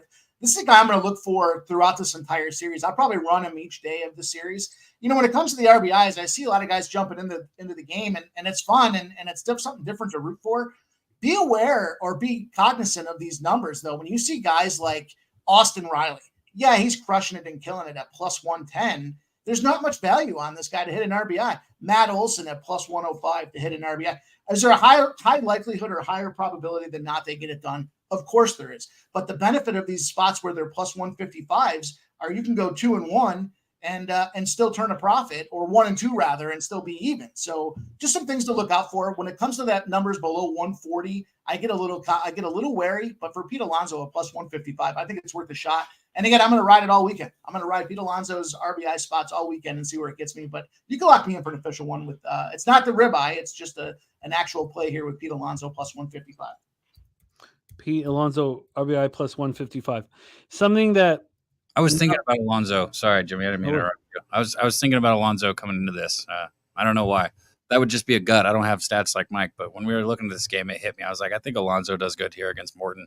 Morton's just too basic, and I think Alonso, with as much as he's been struggling this year, I think this will be a spot where I think he's going to get your bases. I support that, Mike, a lot. I hate watching Mets games. I'm not a big fan of the Braves games either. So for me, it's a divisional situation for the Phillies. But I'll sit around and root for an RBI. And Alonso's home run is plus 400. So that's that threshold that I would cut off for the jack spot as well. But, some guys have heard me say before, a half a unit on the home run and a full unit on the RBI. If he gets that home run, you cash them both, and it's gravy. You just made almost 6 units on one swing of the bat. So that's kind of a spot we want to be, or I guess 4 units. But anyhow, that's my thoughts. Gifted Cartel is saying exactly what I was just about to say, and it's what Nutflush Island's been hammering at us. You don't have to bet against the Braves. You can just take that Mets team total over 3.5. It's 4.5 at plus money at Bet 365. I'm sure if I built a 4, I could. I wonder. I'll see what I could build that at. That 4.5 is plus 115. 3.5 is minus 155. But I don't think that's as appealing as the over 3.5 at minus 131. Sorry, that was plus 115 and minus 155. That give the 4 is minus 119. I'll take for 10 cents. I'll make the 4 a winner. Noli knows Cleveland under for our Noli knows, but I think that is the spot. Mets team total over 3.5, and I will get to the window there on that one. Alfred says the Astros have had the craziest money movement of the day. Says he doesn't mind the Mets team total over, but he wouldn't fade the Braves today. Osby says up to minus 140 at his book for Mets 3.5. It's sitting right now at Pinnacle minus 134. I think I said minus 131. Minus 134. So that's 15 cents more than the 4. I like it. I'm in on Mets team total over. I'm sold. Then I don't have to worry about Megal against this shit Braves, or sorry, this awesome Braves offense. Okay, let's move on. We move on to 7:10 p.m. Eastern. This is another Mike M spot gracing us here on Friday, August 11th. Detroit Tigers, 52-63, 26-30 on the road. The Boston Red Sox, 60-55, 33-27 at home. Fenway Park in Boston. I'm fascinated and excited to hear your look on this game because I love Skubal. I always have, ever since he was minor league pitcher of the year in Detroit. They're a team I watch closely. That first year he came up, he had an ERA over 5. That was when I was still in Parkdale, and I was telling everybody, bet him. He's better than his numbers indicate, and he's now showing us that. But he's had a tough time on the road. Now, the sample size is ridiculously small. He was out for a long time. He started the year late. In 8 2/3 on the road, he's allowed 14 hits and 11 earned runs, and batters are hitting 378 off him. That doesn't make sense to me, but it did stop me in my tracks because I don't know what Sale's going to do. And like Billy Friedrich, I kind of had a feeling that he was going to get that I didn't trust him. Let's just leave it at that I didn't trust him. We've not seen Chris Sale since June 1st. He went 3 2/3. He allowed 1 earned run and 8 to win at home versus the Red Sox. Cora said that he's going to be limited to 4 innings in his return to the rotation. He's been out since early June due to a stress reaction in his left scapula. We'll let our guy Daby Cab give us the info on that, as Daby Cab was a star pitcher signed in the show by the Pittsburgh Pirates, drafted by the Brew Crew, and he can tell us what the hell is going on with Sale, who had a stress reaction to his left scapula. So he threw 35 pitches and 34 pitches in 2 rehab starts in Worcester. He looked good, 10 strikeouts, and he got through 6 1/3 in a very small amount of innings. He's been really good at home all year. So we also would like to hear from Jose Bouquet for this breakdown. If Jose will jump on camera with us. He wants you on camera. And when you're done on camera, take this and get me the Jimmy special. I'll take a Kraken and a grilled cheese. Oh, I love it. So let's hear it, Debbie. We want to hear your breakdown first. Why don't you guys? Oh, here, Jose's going to jump on with us. Perfect. Okay, I love it. Kraken and grilled cheese, man. It's talking my language, man. I got to get down there. A sap is what I got to do. But here we go. Jose's going to jump on with us, but let's hear from Daby Cab first. What the hell is the injury that Sale's dealing with, and what are your thoughts on this game? Unfortunately for Jose and any Red Sox fans like Nate, I feel like I'm surrounded by him right now. This is an injury that I would stay away from. I know a lot of times I say it's not something that I would worry about. There's a reason why he only threw 35 and 34 pitches, I think you said. That's not a very long leash. I don't think he'll have a long leash today. And we got a Big Show here. He's always on Scubal's K-prop. He's right over here looking at me right now while I talk. Are you betting it today? I don't know what it's at. You're the one who bets it. He said if it's at 5.5, 5.5 plus 110. 5.5 plus 110. 5.5 plus. Big Show just said to take it up to 6 that he's going to get it. So. Yeah, but so seriously though, on all talk, the question about the injury, Jimmy, I personally would stay away from Sale until it's seen proven. 35 pitches is not very. That's not even a flat ground. He's not throwing very much right now, so I would stay away from him personally. 76 Fahrenheit, 10.7 miles per hour out to right field, between 10.7 and 7.3 miles per hour. We have Fenway as the most offensive ballpark today. It's not outrageous. Plus 10% homers, plus 16% doubles and triples, plus 14% runs. So it's the most offensive spot on the board. We take a look at the line history here for this one. We have Sale and the Red Sox opening up at minus 152. They're now minus 136. So 16 cents of movement to Skubal and the Tigers.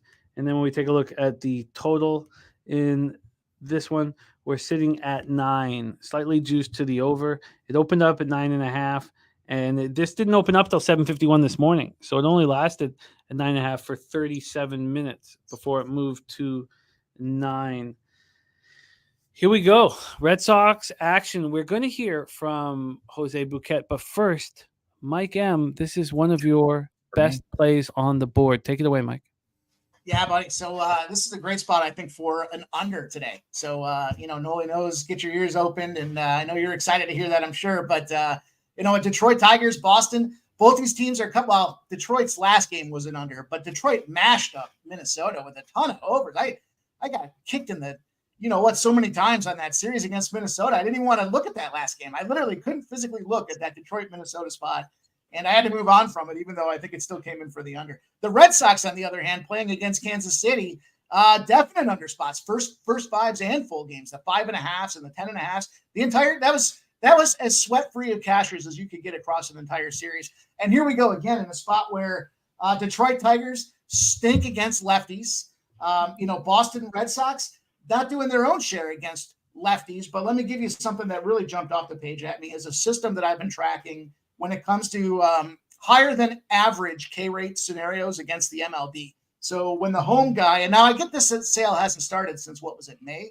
I don't know what a scapula is, so I'm gonna move past whatever that injury is. I'm gonna minimize the importance of whatever that little ligament is, and I'm gonna say that from a home K rate perspective, when your pitcher's over a 24% K rate, when your away pitcher is at an over 27% K rate, and your total's over an 8, so they've got higher than average strikeouts against a total that's over an 8, which might suggest an over. It's 15-2, and it's less 17 spots to the under. So it's just a spot that I like in a struggling Detroit scenario against lefties. Could I see a Detroit team total under? The only reason first of all, my team total under record, I don't think I've won one all season. And I would skip the game before I did it. But that being said, the only reason I would see Detroit team total not going under is because Sale's scapula, whatever that little ligament is really acting up on him and flaring up and causing some grief. So I'm strong. I like this under 9. Keep moving it. At this point, it's another minus 105 situation that I'm all over. I think it's a great look. We don't necessarily have favorable hitting conditions. And, by the way, there's another trend in the lefty versus lefty situation where that's been a strong underlook this season as well. So I'm on the under. I'm going to count on Chris Sale's scapula to be okay. Mike. And Tariq Skubal to get it done. The big giant bone on your back that you feel if you touch your shoulder, the big flat triangle thing, that's your scapula. Yeah. I got a tailbone as a hockey player. I don't know what the scapula is. So get your scalpel out there, your scapula. It's okay. I think it's going to be fine. The guy hasn't played since May. So I think he's going to be okay. I think he's going to get it done for us. Why are you taking the full game instead of the first 5? Just my history when it comes to the full games versus the first 5s. The variable there is the bullpens. I want the bullpens factored in. I don't want to drop it down in case Sale does puke up early and lets up 3 or 4 because his square, what is it? The triangle bone between his shoulder blades, because that thing's acting up on him. If he does let that up, I want the bullpen to come in and be able to get it done. And I think Boston's bullpen's been consistent enough. Will I probably double dip it? Sure. But as far as an official play for me, I'm going to be on the full game. Mike M, full game under 9 minus 105. Jose Bouquet, your Boston Red Sox in effect here at home against the Tigers. There's Big O in the house. What up, Big O? Take it away for us. Rocco Rogers just noticed you in the corner. I've seen you. I see you there. Yeah. Rocco said made him jump. You scared him. Good. Yeah, I have that effect on people with my face. You could just take my spot for a second, Jose. That's all right. This is why we have this operations here. We're all good.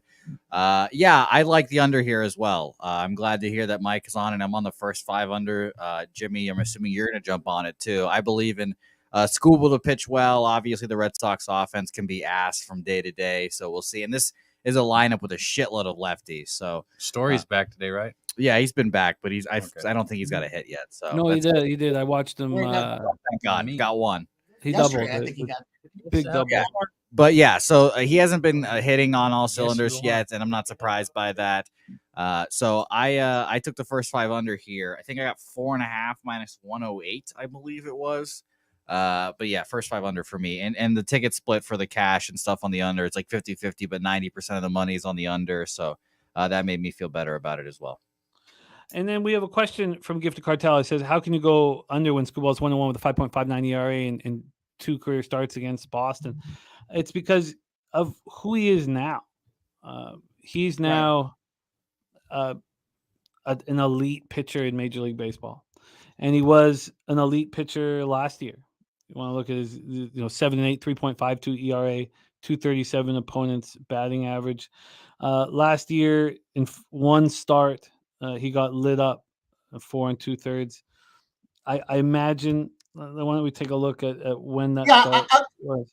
I jump in one too there, Jimmy, and say he's only 3 guys in the lineup have seen Scooble. So to quote numbers out there that may or may not be relevant in this spot, to me is easily put out to the side here. Rob Refsnyder, who doesn't strike fear in the heart of anybody, has 3 at-bats, 2 hits. Yeah, he's got a home run, but it's 6.67 batting average on 3 hits. Devers, 3 hits, 3 at-bats, only 1 hit.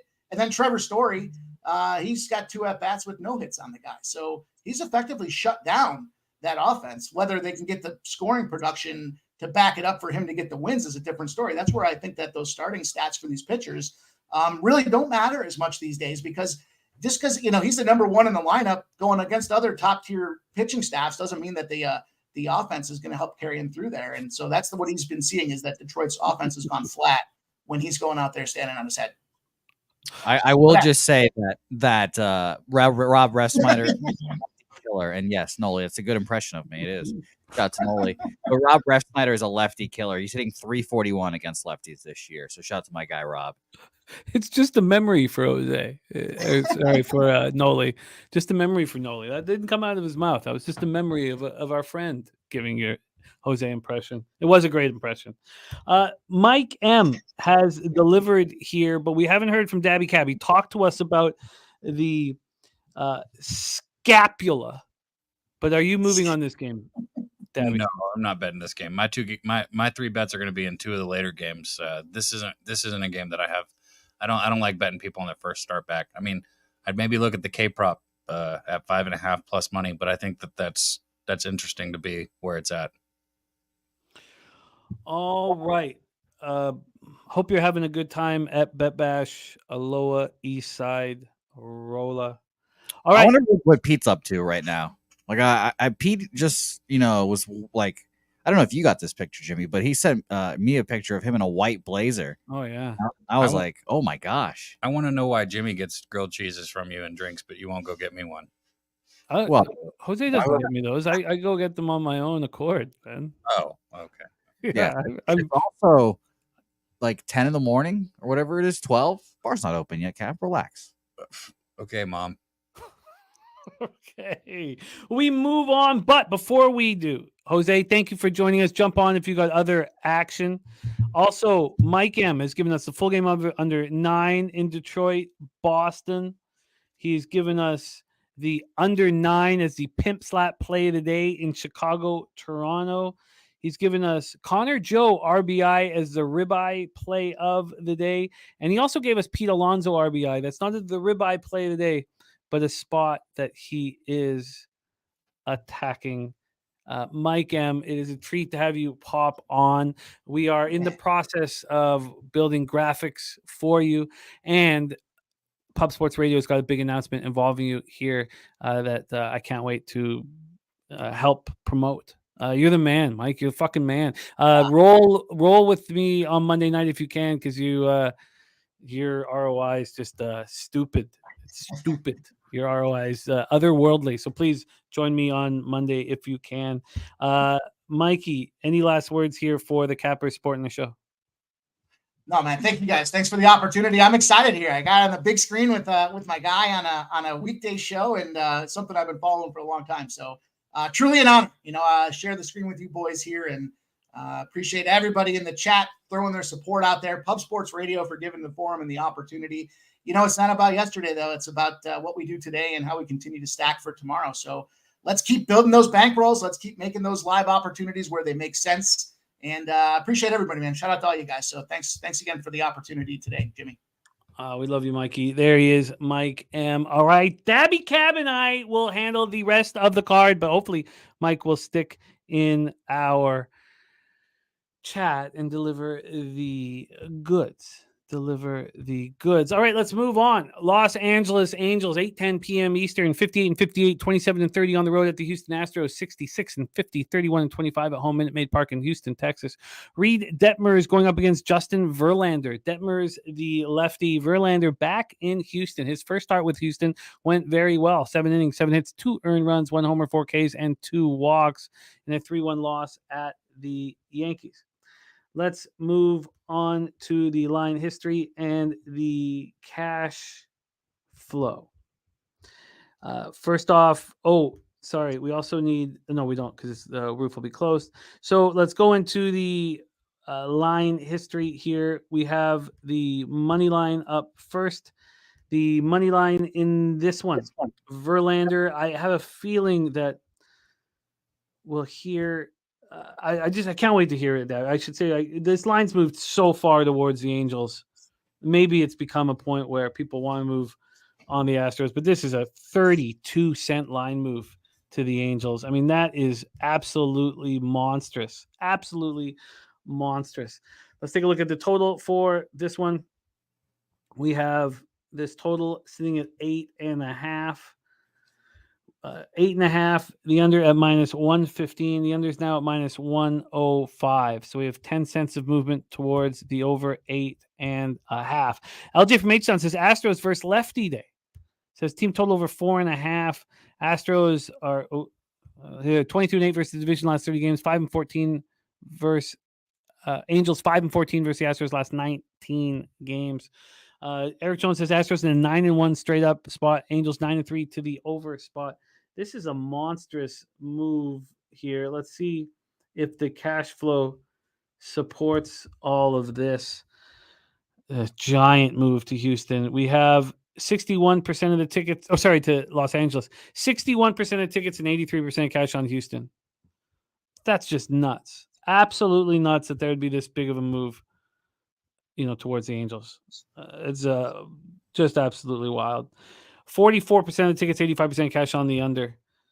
This is absolutely nuts here. Kelly McInnes, thank you for joining us. Andrew G says Angels can't hang with the Astros, haven't been scoring runs.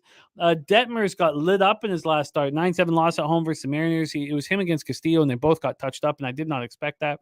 He's been bad on the road all year. 0-5, 5.49 ERA. The Angels are hitting 239, 744 OPS versus righties. Astros 283, 840 versus lefties. And the Angels bullpen 5.83 ERA since July 1st, while the Astros at 3.96. Gifted Cartel says Detmers 1-2 with a 4.88 ERA over 6 career starts against the Astros and 2 starts against them this season. He has a 6.55 ERA, and yet we have a monster move towards him. I love this stuff because even if I don't bet it, I'm going to be so curious about this game and how it bangs out. Take it away, Daby Cab, Angels, Astros. I'm extremely curious about it too because, like you said, this is his first game back home since the trade deadline for Verlander. He's, at the beginning of the season when he came back from that injury, he was off for a couple of his starts, but I've been saying it, get on him. And he's held 8 straight opponents to 3 or fewer runs. And he's given up only 1 or no runs in 5 of those starts. He's been absolutely electric. Getting his ERA down to where he's got it has taken genuine work, and he's done it. I think he continues to roll here. I think this is a spot for Houston against the Angels that have let down all their fans. They've let down, the team. You saw Ohtani in the dugout. I think that was last week. He was about to cry. He's about to break down and cry after they lost that game that they gave up when he started it, came out. And, it's just not a good atmosphere. I can't imagine. But the Astros, I guess some people could be looking at saying they did exert a lot of energy against the Baltimore series. They took 2 of 3, but they've hit lefties pretty well this season. That's why LJ and some of the other people are on the team total. Astros hit lefties well. Detmers has not been good this year, and Verlander's been outstanding. So again, this is another spot where it's just somebody must know something I don't know, Jimmy. I mean, it's just crazy. Right? I mean, That's why I don't know what else to say. It's one of those things that stops you completely in your tracks, and you think yourself if you don't have Astros action, and even if you think, I don't care the market move, I still like the Astros. Well, but at least bet them now after a 30-cent move against them, so you can get a much better number and make more money. This is crazy, and The Angels team total sitting at 3.5. Well, I mean, that's got to be in play, doesn't it? Noli knows says keyword for Verlander's success with Houston, Maldonado. This is just Rod Zweig says Verlander wins his 500th. Thank you, Jeffrey Moore. Thank you, Jeffrey Moore. Joe Yerby says I'm thinking people sit for the Astros. That could be an answer to it all. This means a stay off for me. Is this a stay off for you, Debbie? Yes. All right, let's move. But you know what? Before I move on, there has to be something with this team total. I feel like there just has to be. I'm just going to look at this total, full game total one more time here. So it opened up with plus 103 to the over. Now it's minus 107 to the over. There just has that. You can take Detmers out of the equation. I feel like there just has to be Billy Friedrich Astros run line both first 5 and full game. I got to be interested in this team total. I know 3.5. What is Pinnacle have it at? Sorry, let me just double check this again. They're sitting with this 3.5 at minus 111. Wow. All right, let's move on here. I'm thinking seriously about that team total over 3.5. 8:10 p.m. Eastern. Milwaukee Brewers 62-54, 29-27 on the road at the Chicago White Sox, 47-69, 25-30 at home, guaranteed rate field, Chicago, Illinois. We have Corbin Burns going up against Michael Kopech. Burns, Kopech. Let's go to the line history here for this one. We have Kopech. So this surprised me as well. I was like, why is the line not moving towards the Milwaukee Brewers and Corbin Burns? There had not been a move towards, very slight throughout the day, but now we have 5 cents. 5 cents of movement towards Corbin Burns. From a total side of things, opened up at 8.5, has not moved. We have a 3 cents of movement, 2 cents of movement to the over. So we have no movement here, no movement at all. Let's also touch the weather quickly here on the south side of Chicago. 85 Fahrenheit, 11.1 miles per hour right to left. Dies down to 7.2 miles per hour. Eric Jones looking at the under in this one. Ballpark Pal has this as a very offensive situation. Plus 30% home runs, but minus 15% doubles and triples, but plus 9% runs.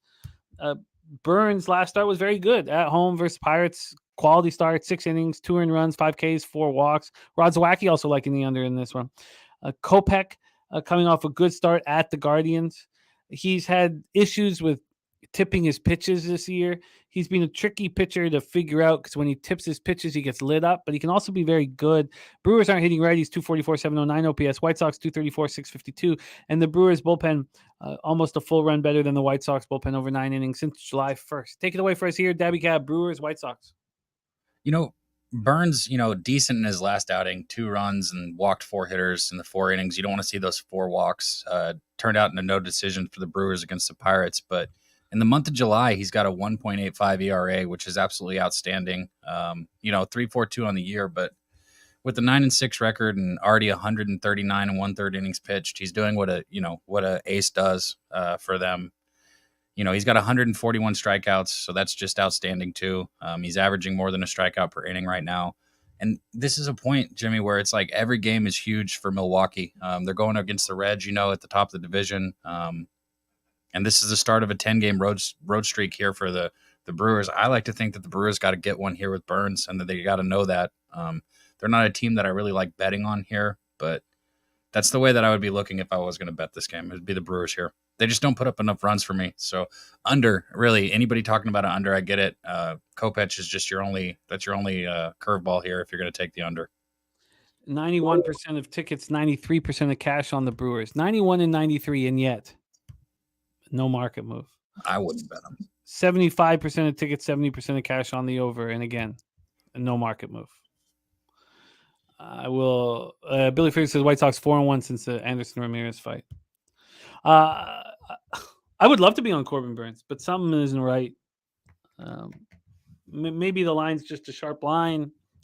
I don't know. It doesn't feel right. Let's move on to 8:10 p.m. Eastern. St. Louis Cardinals 51-65, 26-32 on the road at Kansas City Royals 37-80, 21-36 at home, Kauffman Stadium in Kansas City, Missouri. I said on Toronto radio this morning that I would back my mother-in-law up against Adam Wainwright. And then I was asked, how hard does she throw? And she throws underhand and we can't communicate. But I want to fade Adam Wainwright. And I loved that Dylan Coleman was listed. Bullpen day, he's been terrible out of the bullpen. Then you have Zerpa coming in as the primary. Zerpa in AAA this year has been very good. 34 2/3. He's got a 3.89 ERA, 1.39 WHIP. His K to walk ratio is probably not where you want it, but I like what he's done in the minors. I loved what he did in 2022. Remember, this is a 23-year-old who made his debut as a 21-year-old. Zerpa's got a very, very highly thought of pitcher here. So I love the fact that Dylan Coleman was listed with his 10 ERA and his 2.09 WHIP. I was like, oh, perfect. Now I'm going to get a good number. If it was Brady Singer, I'd have to deal with a minus 160. I don't have to do that here. I'm fading Wainwright. Coming off a 9-4 loss at home versus the Rockies. He allowed 7 earned runs in 3 innings. He looked okay the first start after he got his shot, cortisone shot. He doesn't look good anymore, and he won't look good for the rest of the year. So I moved on the Kansas City Royals first 3 and first 5. I don't want to get to the point where the bullpens are in play here. I just want to fade Adam Wainwright. And this reminded me of the old days in Costa Rica. You have to think that Pistol Pete Loshak would be telling us that this is ground fruit, that we are dealing with low-hanging fruit here. 97 Fahrenheit at first pitch, feels like 100, 11.1 miles per hour out to left center. Zerpa, I believe Zerpa is a Venezuelan. He is Venezuelan. I mean, who's going to handle 100 Fahrenheit? Gampy Wainwright, or 23-year-old Angel Zerpa. So I'm all over the first 3, first 5. Kauffman Stadium minus 5% homers, plus 9% runs. Minus 5% homers, minus 3% doubles and triples. It's just the singles that are the issue here. So let's pull up the line history here, which I don't care. I really don't. This is just, if I'm fading one man and his name is Adam Wainwright, there's been a very slight move to the Cardinals, 6 cents of movement to the Cardinals at Pinnacle. This total has moved to 11. It opened at 10.5. So clearly they're expecting offense. And you know what? Maybe Dylan Coleman gets touched, but I'm telling you, I'll take any 2 pitchers, anybody. And I think that Zerpa's got a high upside. And yes, the Cardinals are hitting, and they probably feel good about themselves for a minute, but I don't care. And when we take a look at the cash flow for this one, you have 67% of tickets, 86% cash on the over. It's a very high total. And then you have 77% of tickets and 80% cash on the Cardinals. I don't care. Take it away, Daby Cab, Cardinals, Royals. Yeah, I mean, Wainwright's a bum, flat out. His 7.81 ERA, 1.98 WHIP. He's almost got a 2 WHIP, 3-6 record. He's only thrown 65 2/3 innings this season. In his last start against the Royals, he gave up 3 runs in 5 innings against the Royals there. He's a fade. I completely agree with it. I just wish the number was a little lower so I could just take an over instead of having to worry about, actually backing the Royals here. But if there's going to be runs, yeah, I think the Royals, they take this game. They've been competitive too.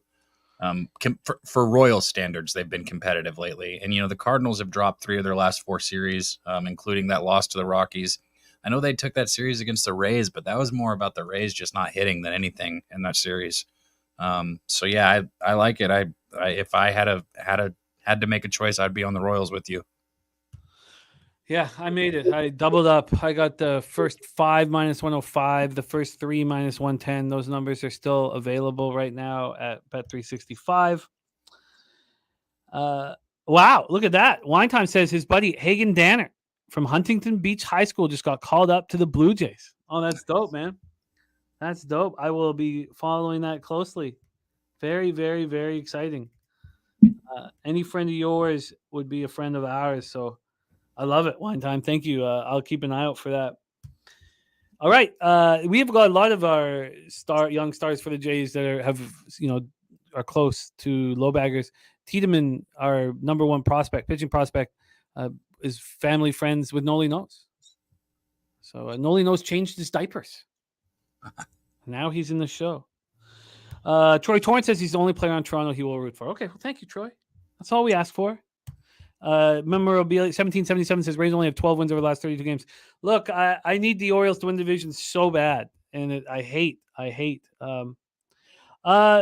No Kong's clips. I didn't.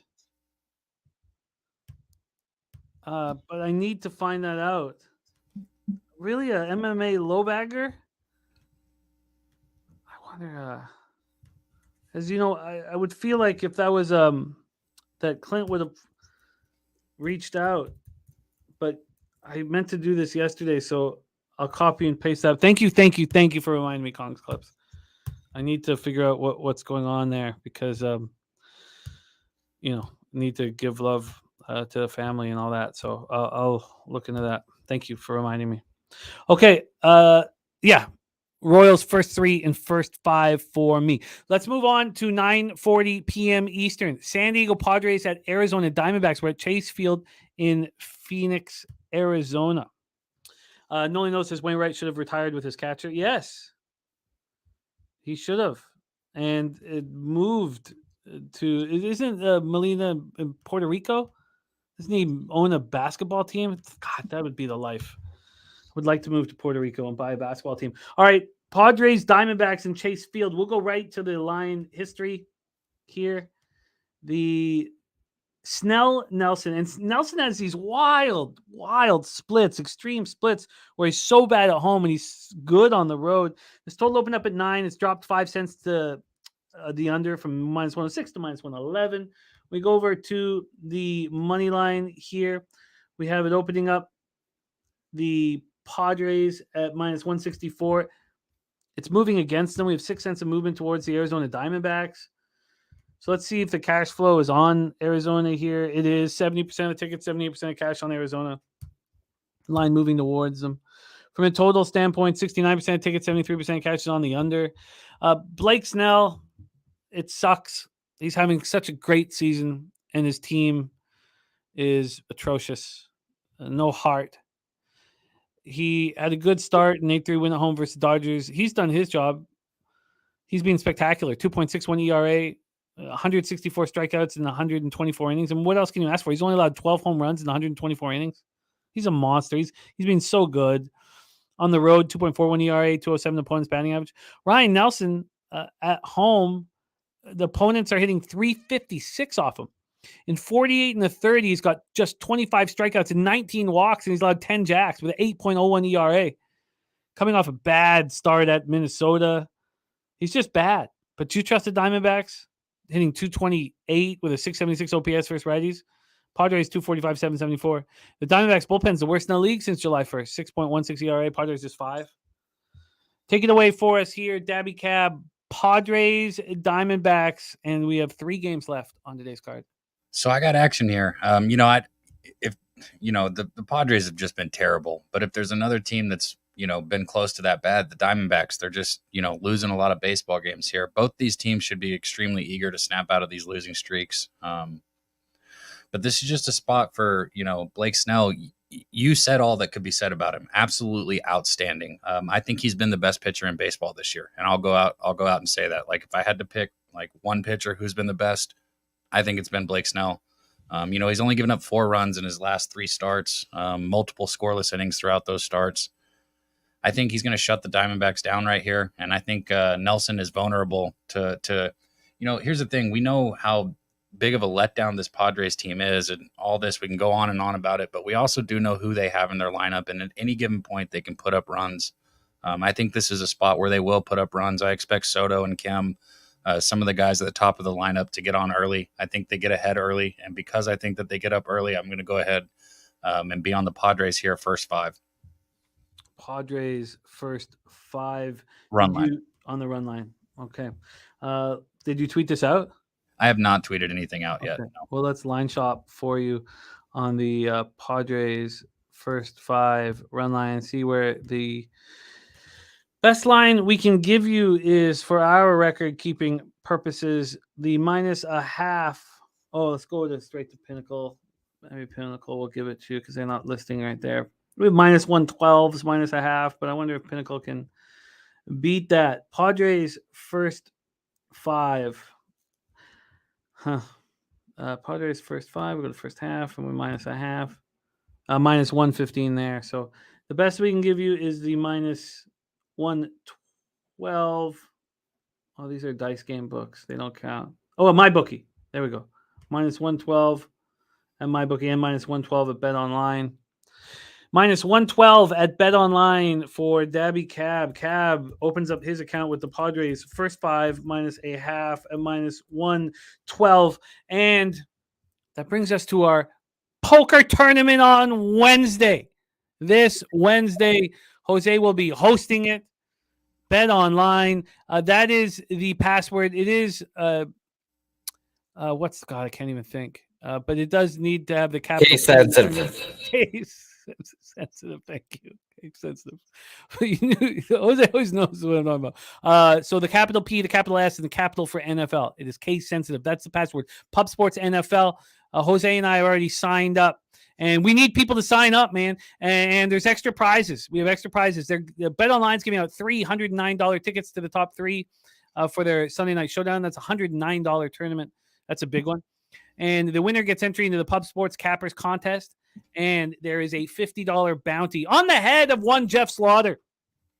That's this Wednesday. And we're going to do it every Wednesday. 16th, 23rd, and 30th. Jose, we need to change that. 31st is 8 days after 31st. I don't even know if I don't think there's ever been a September 31st, Jose, in the history of our world. Or in August. Oh, yeah, you're right. What am I talking about? August. But it's still the 30th, right? All the Wednesdays are the 16th, 23rd, and 30th. But you're right. I think I'm not. My head's out of it. All right. BJ says this is a pass game for him. I do not trust either teams or their bats. Padres have seen Nelson twice and smashed him both times.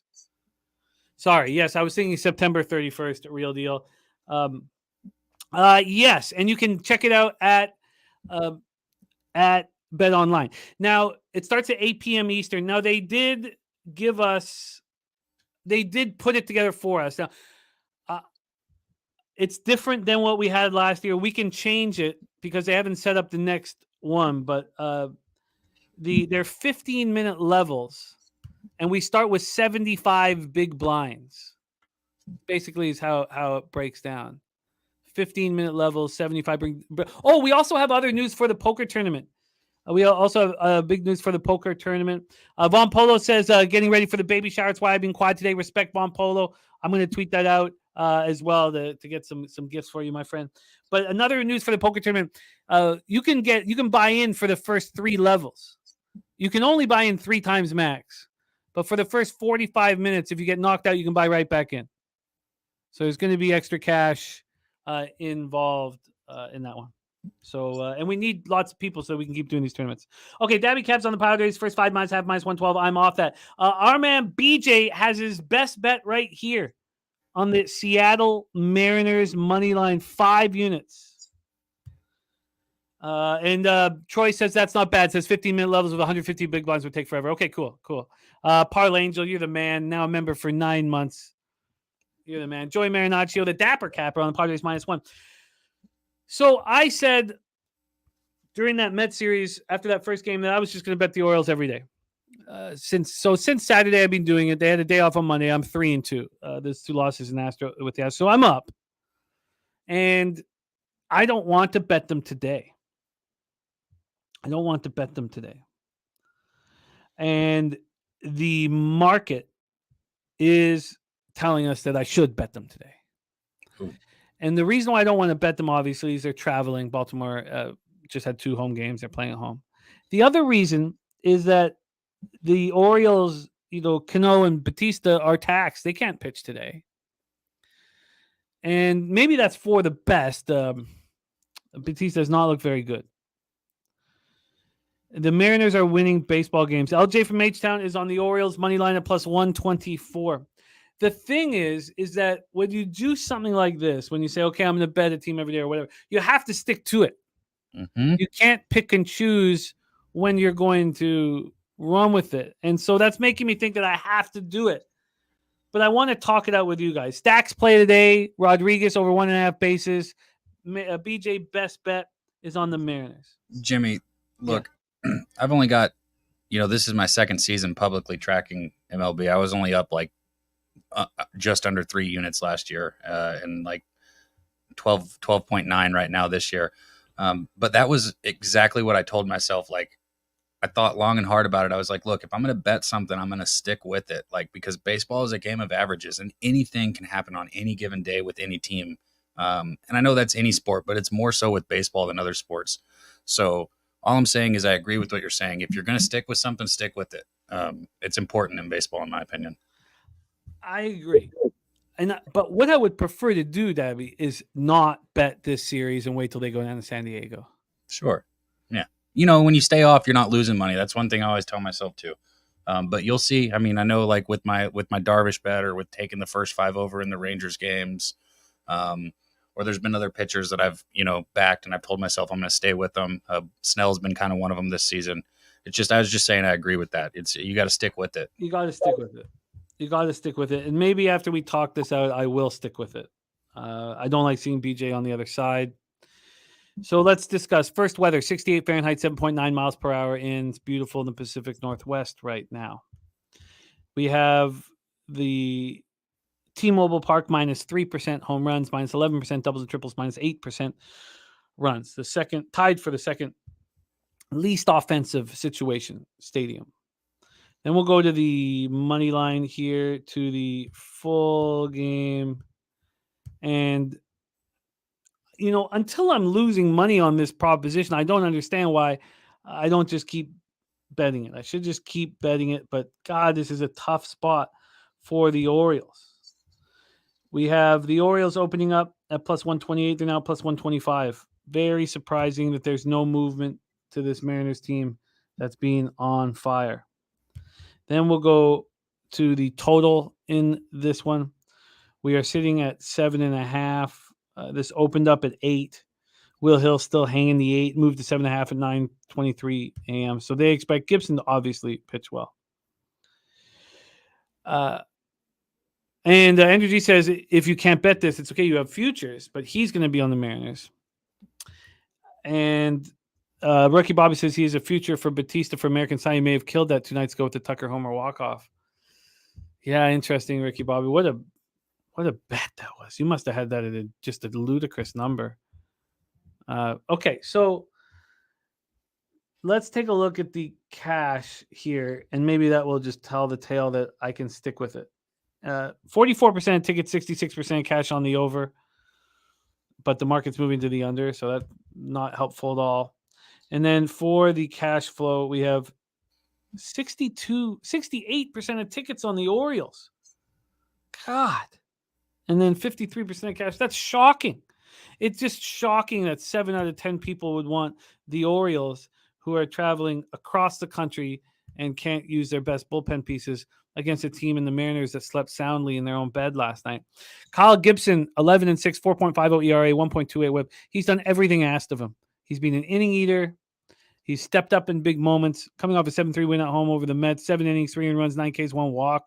On the road, he's got a 3.95 ERA, 237 opponents batting average. He's only allowed 7 jacks, over 84 in the third. And Luis Castillo has a 3.21 ERA, 1.05 whip. Why do I feel like he's not had a good year? He's not looked very good of late. He cost me money. He's cost me money this year. I guess that's it. He cost me money in that Detmer start. Jose likes shit about Castillo. He's back there still behind producing. Me and him go back and forth on his show about Castillo, whether he's a good pitcher or not. Jose is very convinced that he's not. He's overrated. I mean, he seems to step up in the most important situations, and he seems to be a clutch guy. He's got a 196 opponent's batting average and a 2.79 ERA at home. The Mariners are hitting harder than the Orioles. The Mariners bullpen is the best in the league since July 1st and clearly the best in the league. Take it away.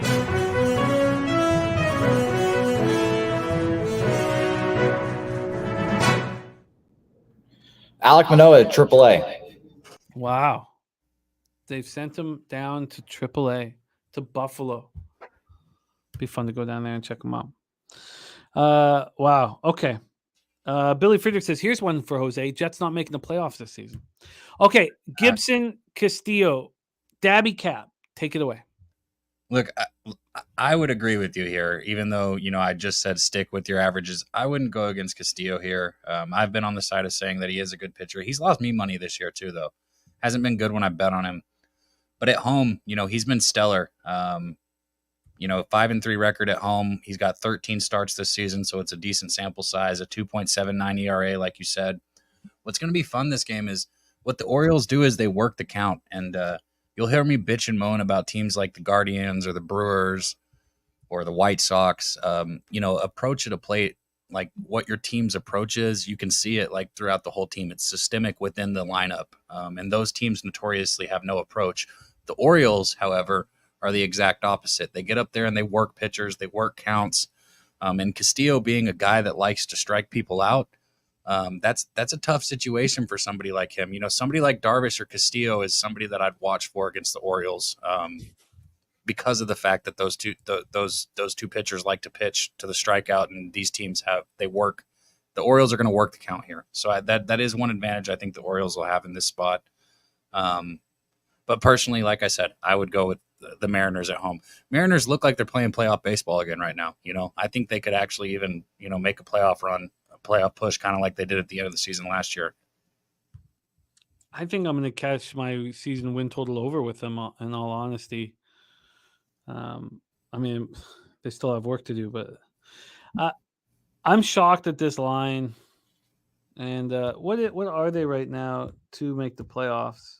I'm probably late to the party, but to make the playoffs right now, the Mariners are, plus 160 still. That does kind of sound about right. They were plus 300 a little while ago. All right. Joe Yervis says Orioles on the road has been money. I guess maybe I should just stick with this plan. One thing that they've often said, and maybe you could touch on this, Daby, from your traveling around, they would say that the second game, when you fly across the country for a game, it's the second game that you're most exhausted. Is that true? That's very true. Well, this isn't going to be like, I guess there could be some altitude adjustment here too. Yeah, it's the second day. It's not the first day. Huh. Every time I'd travel to Colorado, I'd get the worst headache, and I just feel like shit the second day. Yeah, Joe's saying stick with the plan. I don't like the situation, but you're not going to like every situation. And I'm up money, so I don't know why I would, deviate from it. I'm going to have to take the Orioles, and I'm going to have to bet them every game in this series. All right. Troy Torrance says, 7-2 first game on the road after a homestand, but this is kind of tricky, flying across the country. All right. We will see. Noli Note says Castillo started 23 games, has given up more than 3 runs in only 4 of those games. Wow. Thank you, Noli. I agree. I figured Noli would get my back on that. Jose. Oh, yeah. I think he's a good pitcher. I don't know why, Jose is so against him. All right. I've got to stick with this. And just run it through. It's that Padres series is going to be perfect.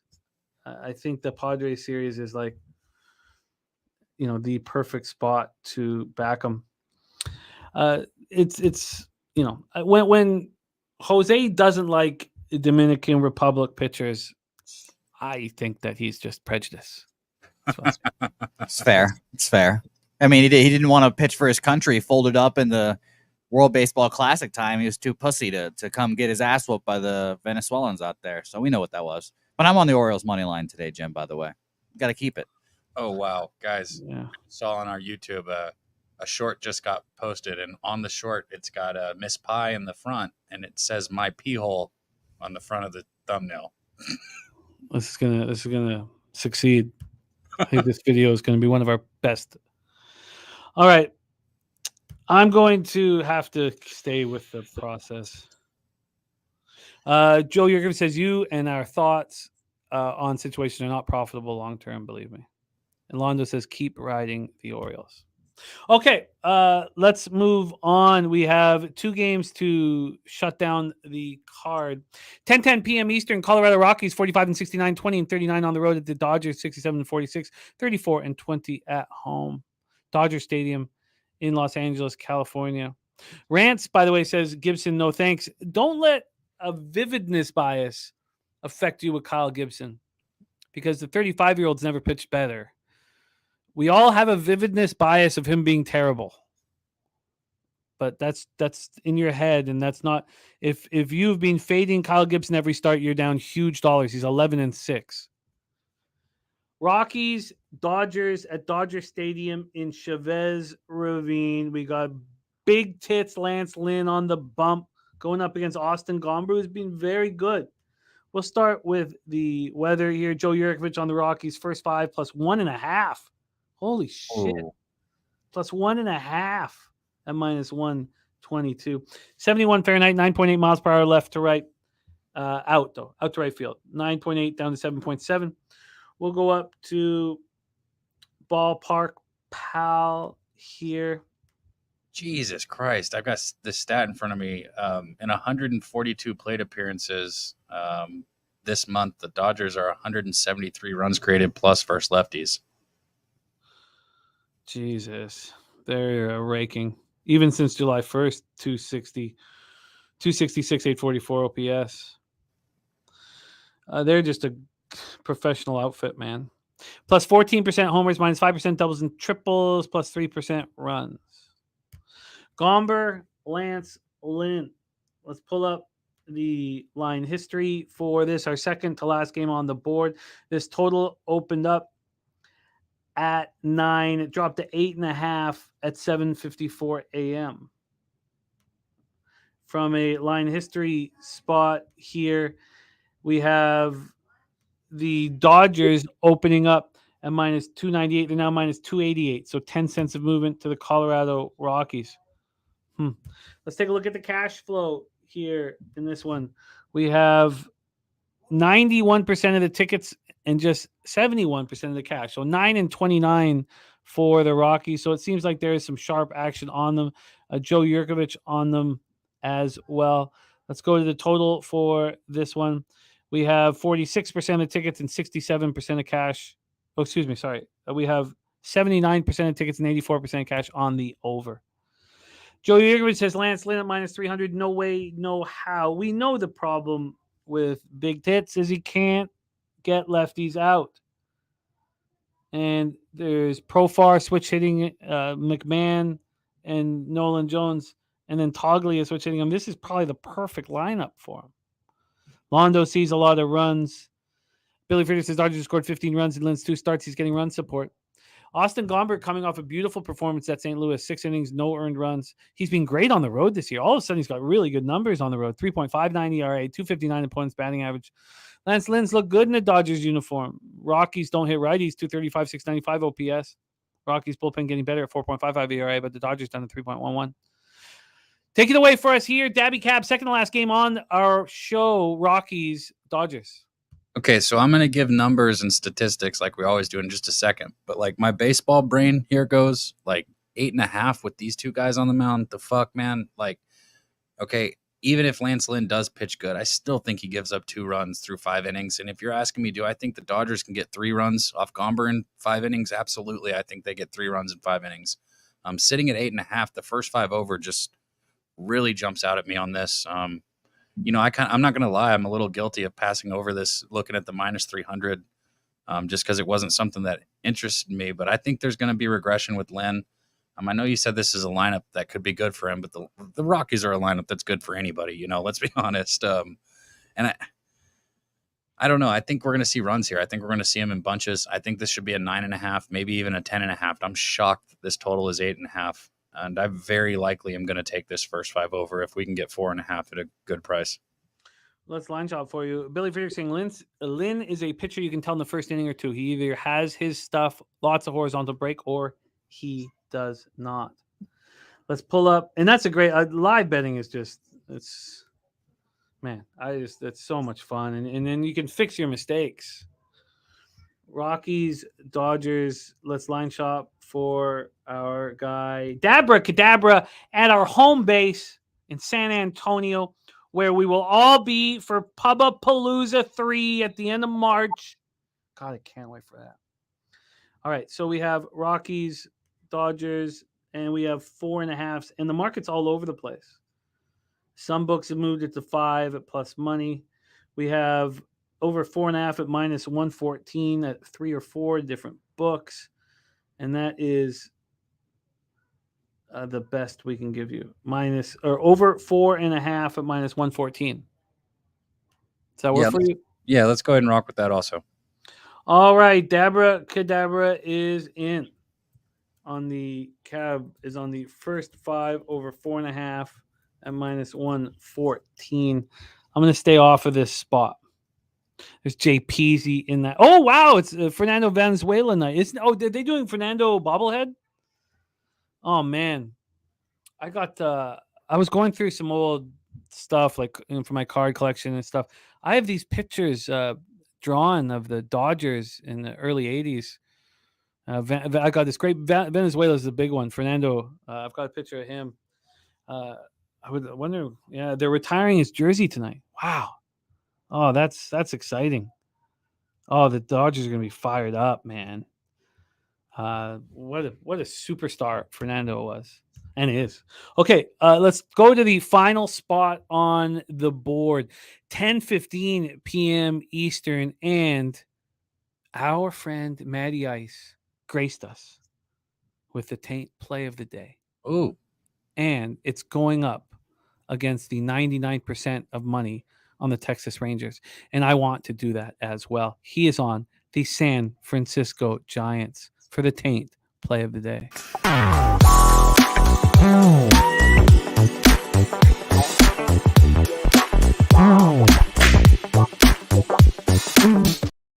Whew, taint!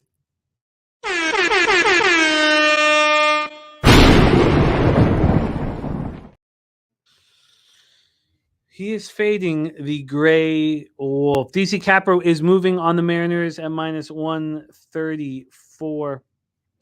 All right, let's talk about this spot. First off, not expected to be a ton of offense this weather. 61 Fahrenheit, 10.8 miles per hour out to left center. Stays between 9.9 and 10.8. Let's get into Ballpark Pal. This is the least offensive situation here. Minus 32% home runs. Even doubles and triples, minus 9% runs. Let's go into the line history here. The Rangers opened up at minus 115. Now they're just minus 104. This is just like the Mets spot, but I don't mind fading the Gray Wolf, where I'm very nervous fading the Braves. Let's take a look at the total. The first 5 total is sitting at 4.5, juice to the over. The full game total at 8.5 is juiced to the under. This opened up under 8.5 minus 105. Now it's under 8.5 minus 109. 4 cents of movement to the under. So we'll go to the cash flow. And this is where you see 50-50 on the total, but 87% of the cash on the over. None of the books could care less. Then you have 85% of the tickets and 96% of the cash on the Texas Rangers. We still have, the Braves have gone from 99 to 98%. The Tigers are still at 97%. Brewers are at 90%. So those are the 4 spots that are over 90 on today's card. This is screaming must fade the Rangers to me. The Gray Wolf, I've been saying for about 6 weeks, is not as good as his numbers indicate. Coming off a 9-8 loss at home versus Miami, his defense let him down. It wasn't as bad of a start as it looks. 5 runs, but just 3 were earned, over 5 in the third. He's been better on the road than he's been at home for whatever reason this year. Scott Alexander opens up. He's the opener. He's a lefty. The Rangers hit lefties pretty well. But then comes Ross Stripling, who signed a big contract in the offseason. He was wanted by a ton of different teams. He is trying to get the opportunity to be a starter. And his last start was good against the weak-hitting A's, so maybe it doesn't count. He's been bad this year. He's been bad at home, but he's been pitching much better. Rangers bullpen also a real problem, 5.21 ERA since July 1st, while the Giants are 3.50 ERA. Take it away for us here. Dabra Cadabra, the Texas Rangers, San Francisco Giants at Oracle Park. I do want to say this, as somebody who roots for the Rangers to succeed and for Jose to be wrong about them not making the playoffs. Over the last 10 days, their bullpen has a 1.11 ERA, but San Francisco's bullpen's been outstanding too in that same time period, a 2.95 ERA. You've been talking about fading gray, Jimmy. I have been fading gray. It's not necessarily by going against him, though. When I think the Rangers are due to blow a game, I take the first 5 over. It's been probably the bet that I've made more than anything else this season. I've been very successful with it because I trust the Rangers to go out there and get me 2 or 3 runs. And I also trust Gray to give up runs. This is a spot where I don't enjoy going against, Matty Ice. I don't want to go against all the money. But there's a team total over 4 at -120 out for the Rangers. And I've already bet it.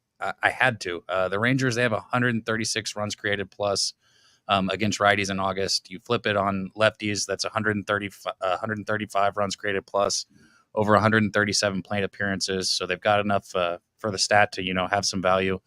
And I also just think this is the best offense in baseball, across the major hitting categories. And giving me a 4 is something that I couldn't pass here. I think this is going to be a tall task, so to speak, for Stripling against the Rangers. I'm not going to bet the Rangers to win this game because I think John Gray gives up runs too.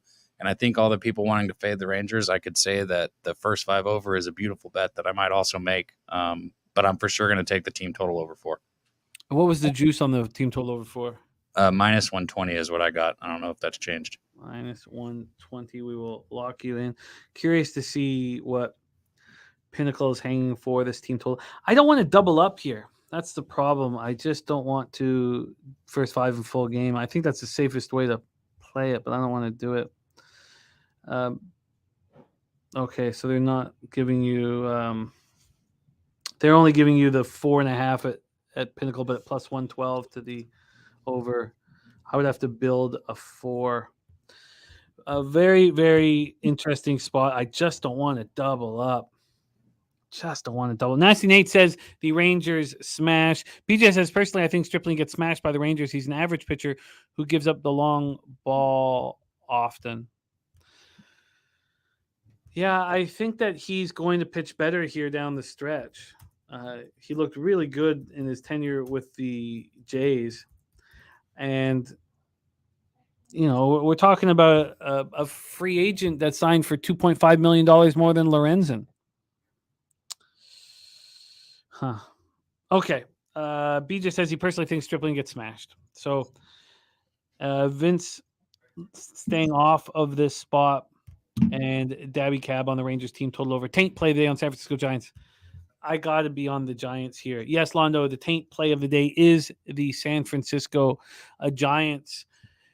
That is our show for today. Let's review all action, and we need to make up for our horrific friends and family action on Wednesday. Every leg lost, which is probably good for a parlay. You'd rather lose all 3 than just one of the 3. But we need to make up for it. And I know what I want. I think I got a great parlay piece here. I think the perfect parlay piece here, and I'll open with it. Jose, we need your friends and family. So if you could jump on and join us, Jose. My leg of the parlay is, and it's juicy. Who cares though? This is all you need to do is win a parlay. You don't need to be sitting here with a big plus line to make it ridiculous. You just need to win. And I really have confidence in this one. I'm on the Pittsburgh Steelers money line. The Pittsburgh Steelers money line. Let me grab that here quickly to see what it would be. Is it too expensive? No, man. It's not even. It's you can get that like minus 145. Okay, Pittsburgh Steelers money line is my leg of the friends and family parlay. Daby Cab, what is your leg of the friends and family parlay? Okay, so to go in turn with what you were just saying, my favorite bet that I've made today is the Padres first 5. I took that run line. For the parlay, you could put the money line in there. It's like minus 161, minus 167. Let's do that. Yeah, let's do that. I like that. Padres first 5 money line for Daby Cab, and of course that is the Blake Snell spot. Blake Snell, and I get that look quite a bit. I love Blake Snell. Like I always have supported Blake Snell. Diamondbacks aren't hitting. All right, and Jose Bouquet, your leg of the friends and family parlay is. I've gone back and forth. Admittedly, I'm on the Giants today now. I'm fading that 99% spot, and I think that will be my look. I went back and forth. I have significant units on the first 5 over in that game because of Daby Cab. So shout out to you, Daby Cab. Hope that wins. But I will add the Giants full game money line there. Giants full game money line for our friend Jose Bouquet. That is our friends and family parlay. All right, let's review all action here. Let's review all action. And from our guy, Subhuman Gaucho, we have the Subhuman Soccer play of the day. It is LAFC at plus 145. I'm going to pop that in the chat for all of you guys right here. And there we go. Then we have from Stimmy OG, who won't be here today. He's busy at work, but he wanted us to know that he's big on Washington plus 18.5 and Chicago plus 12.5. I guess the Mystics are playing the Aces tonight. That's Washington plus 18.5, Chicago plus 12.5. I get why everybody likes the over in Saskatchewan, Montreal. It's one of those spots that just seems too good to be true. I don't know why the total is there, and I'm going to stay off of it. But I'm going to be on the unders in Calgary, BC, and I'm going to be on Calgary full game. Then I'm on Redblacks first half and full game plus 6 and plus 10, and that is my CFL action this week. Then I start Birdie gave us the Lions money line and Green Bay Packers first half and Denver first half. That's a parlay. The Green Bay first half money line, Denver first half money line plus 138. BJ's card is Steelers money line. Oh, I love it. And the Mariners, which I don't. Well, it makes me very nervous. Here we go. Then in NFL, I'm already on the first half under 17.5 and full game under 35. Our guy J Dub is on the first half under. He got a point better than me at 18.5. I'm adding the Giants first half, and then I'm already on Steelers first half and full game, and I'm adding the over with Wine Time Sports in the Commanders-Browns game off of Broncos-Cardinals. Then in MLB, let's roll here. I'm going to be on the Yankees full game. I have interest in the I've got to be on the Phillies first 5. I just don't understand why the line, why it's doing what it's doing. I doubled up. I made 4 bets before the show started. 2 double ups. I doubled up on the first 3 and first 5 under in Oakland, Washington. We have the Connor Joe Ribeye play of the day. Connor Joe RBI. Ron Crawford spreadsheet play of the day is the Cincinnati Reds. The Pimp slap play of the day is the under 9 in Chicago, Toronto. I want to be involved. Pete Alonso RBI from Mike M, and I'm going to move on the Mets team total over 3.5. Excuse me. Jose's on the first 5 under 4.5 in Detroit, Boston. I'm interested in it. I think I want to move on it. Mike M's on the full game under 9. Then the Angels team total over 3.5 at Houston. Brewers, White Sox, we are off. I'm on the Royals first 3 and first 5. And Cabby gets his card started with the Padres first 5 minus a half. BJ's best bets, the Mariners money line, stacks play days, Julio Rodriguez over 1.5 bases. I got to stay with the plan and back the Orioles every game. I'm hesitant to. Cab's on the first 5 over 4.5 from Colorado, Los Angeles Dodgers, and he's on the Rangers team total over 4. And Alfred 44 says Saskatchewan. I wish I could join you on that. I just hate that Fajardo despises the Roughriders. Daby Cab, it is a treat to roll with you every second Friday, my friend. And college football is on its way, and we know you'll be all over that. For those of you who've missed it, why don't you tell the chat a little bit about what's going on for you down at Southtown 101 this weekend? Oh, yeah, man. We're in town for the card show. It's going to be a lot of fun. We're here at the bar. We're going to make some money, sell some cards, have some drinks, have some fun. I've been thinking, if anybody wants to go live tonight, we are here. Maybe we can go live, or maybe tomorrow we can get a stream going. I'm definitely down for that. And also, Jimmy, I just want to say this. Everybody in the chat, do us a favor. Go check out the shorts that our guy T is making for us and posting. He's doing a great job with them. And yeah, just show some support if you can on the shorts. We'd really appreciate it. I love it, and they're great. Great work. And also, Unmuted Mike, episode 2.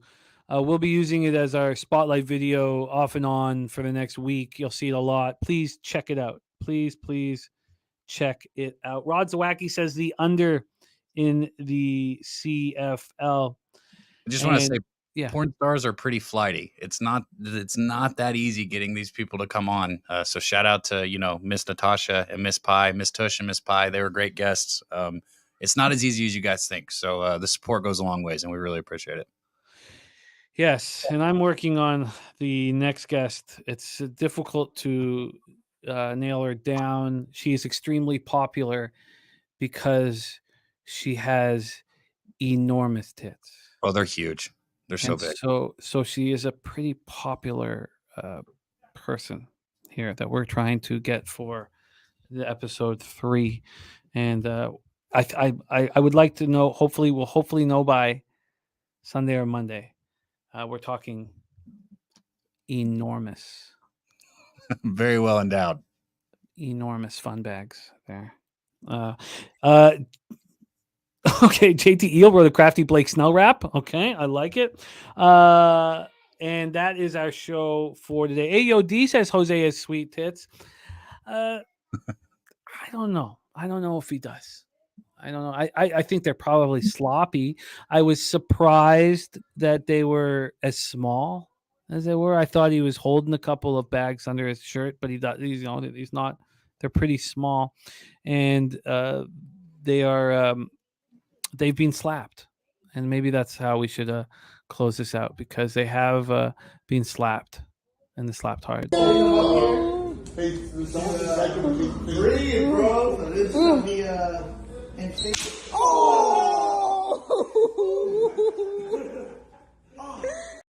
Going to be more of that this weekend. Let's recreate that right now. Let's do that. Please film it.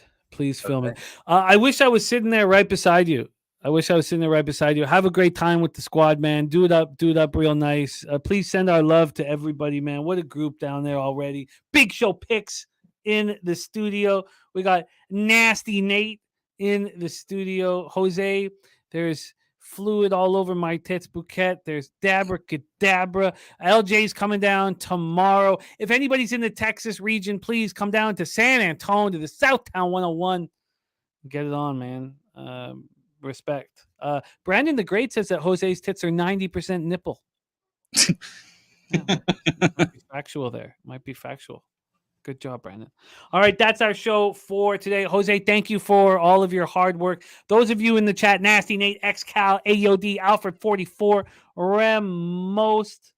Oh, has a question. Has the low life paid your stake bet yet, Cavi? Supposedly he's paying it today. We'll see. Nice. We'll see.